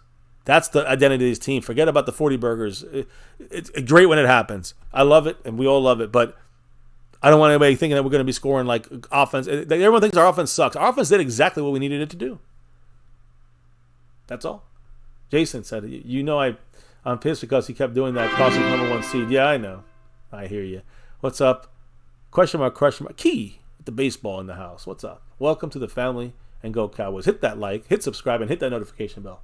Cab said the offense still needs to gel with Cooks. I think Dak and Cooks connected great. Turpin, they seem to force him in there a lot, which I like in a way, because you're already seeing McCarthy. Like the wife said earlier, McCarthy's used Turpin more than Kellen Moore did entire season and all the games combined last year on offense. Tight ends, offense. Yeah, I know. They're going to get better, Cab. It's all right. We got to be a little patient. 13, 14 wins. Let's not forget the refs. Yeah. Injuries can also jump in there, right? Stone and Micah said, let's win week 2 first. No sound. Not to sound cliche. It's not cliche. It's facts, Stoned. It's facts. Scorpio said, I told you TJ Bass would hold it down. His tape has been impressive all preseason. He came in, I showed you, I have the tape of TJ Bass up there telling you why he's a damn good run blocker and pass protector, especially at guard. So, Cowboys Mosh in the house. Go over there if you guys want. He might have some a live stream or not tonight. I don't know. After party of MCF here. You can go there. And yes, I got to get my jersey order into Mr. Mosh here at any moment. I'm going to do it after the stream ends. Much love, Stone, Haley 94 Ware, Scorpio, Jason Renfro. I hear you. Jason, listen, Kellen Moore, he will fail with the Chargers. I'm just going to say, he has to learn to adjust. When he adjusts, he won't fail anymore as often. I hear you, Shaquille. Well, it's a long season, right? Knocking on wood. Micah's going to rev up. Yeah, he already should have had 3 sacks, so they gave him 1. He'll get more. Scorpio Haley, thank you all for rocking with us. Of course, the wife had to take early exit. She has, the new job tomorrow. She wants to get there extra early. So, she got a little early good night here during my rants on offense, of the offensive side of things. But, guys, I do want to remind everybody to hit the like, hit subscribe, hit the notification bell here on MCF. I also want to remind everybody that our sponsor of the week is the great Mark Hovsepian, who currently is also our stream boss with 47 points up there, right at that median level. Appreciate Mark, who currently is in second place on this. I think he's on second place on this overall board. But first place, you know his name, Snug X, currently leading the whole group. You know why? You see that level up there? The over everything level. Over everything level, that's where he's just jumped into. He will be live on our show, probably a telephone convo here with us throughout one of our entire streams.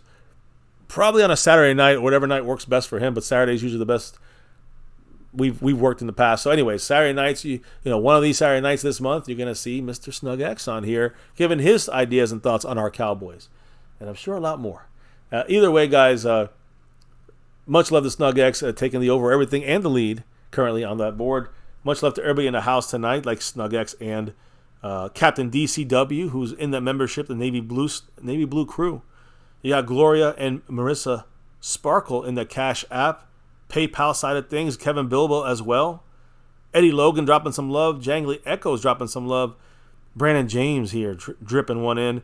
Cab 52 with the 5 on it. And Marco Sepian trying to go for that back-to-back like our 90s Cowboys. He's currently in second place on the overall board. Now, the last part of things, when it comes to these shout-outs, well, 2 things. Gifting memberships, much love. The Skeptical Fan had 3 months in a row. Jason Renfro had 5 on it, 5 weeks in a row.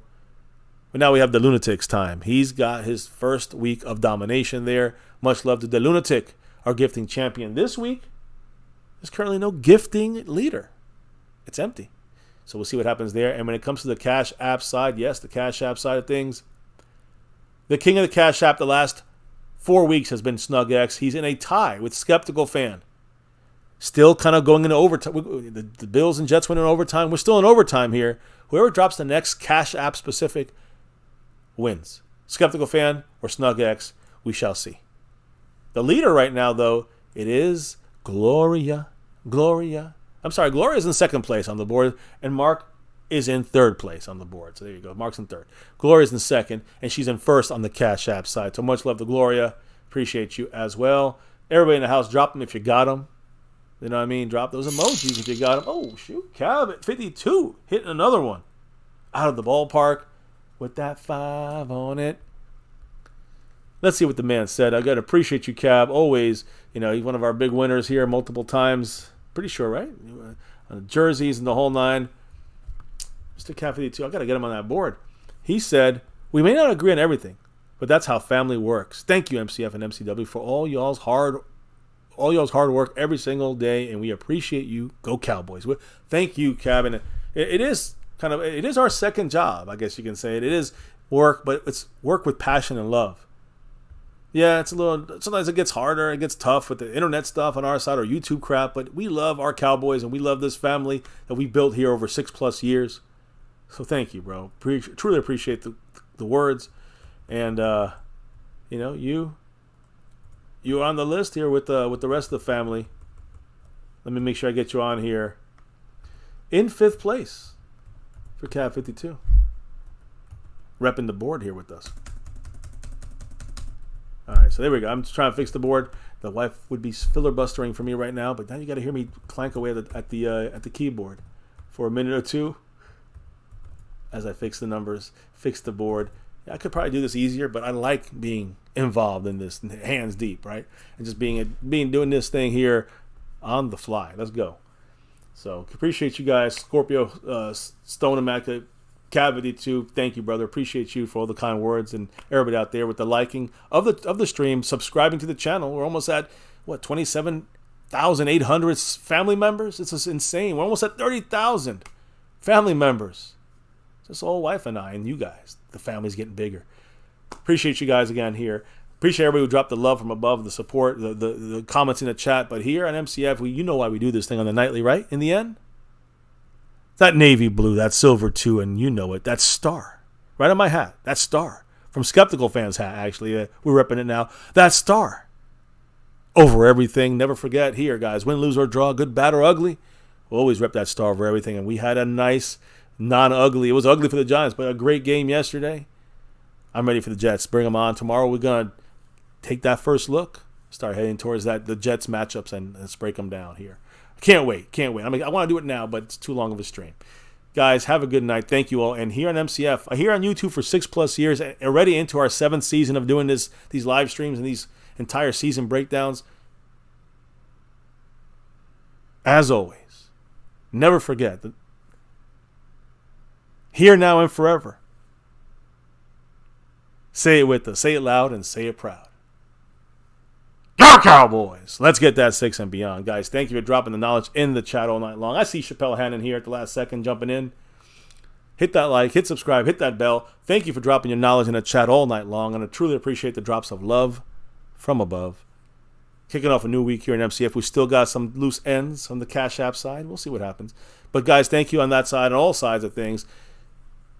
And as always here on My Cowboys Family, before we can drop out and clock out for the night and relock and reload tomorrow for another show breaking down those Jets. And now a lot of news around the Aaron Rodgers situation. We'll dive deep into that, I'm sure, tomorrow as we get more information, probably out for the year. Either way, we can only do what we can do here and hopefully destroy whoever's at quarterback next Sunday or this Sunday coming up. Guys, before we get back tomorrow and do our thing, before we can drop out of here for the night, never forget, before we can drop out, clock out, as the wife always says, we got to drop the beat.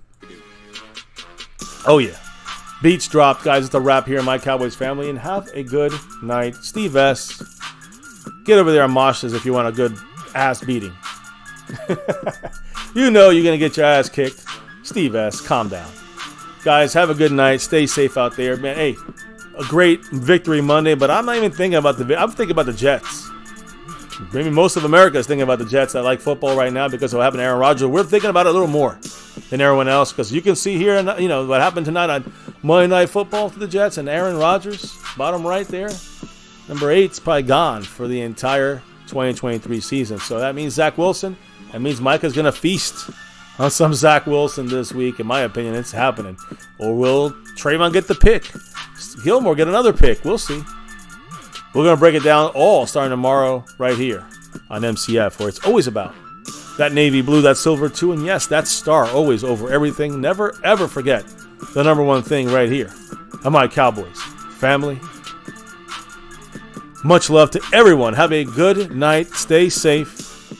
Thank you all for joining us once again. And before we see you tomorrow, much love to all. Peace out. Have a great night. And never, ever forget, Go Cowboys!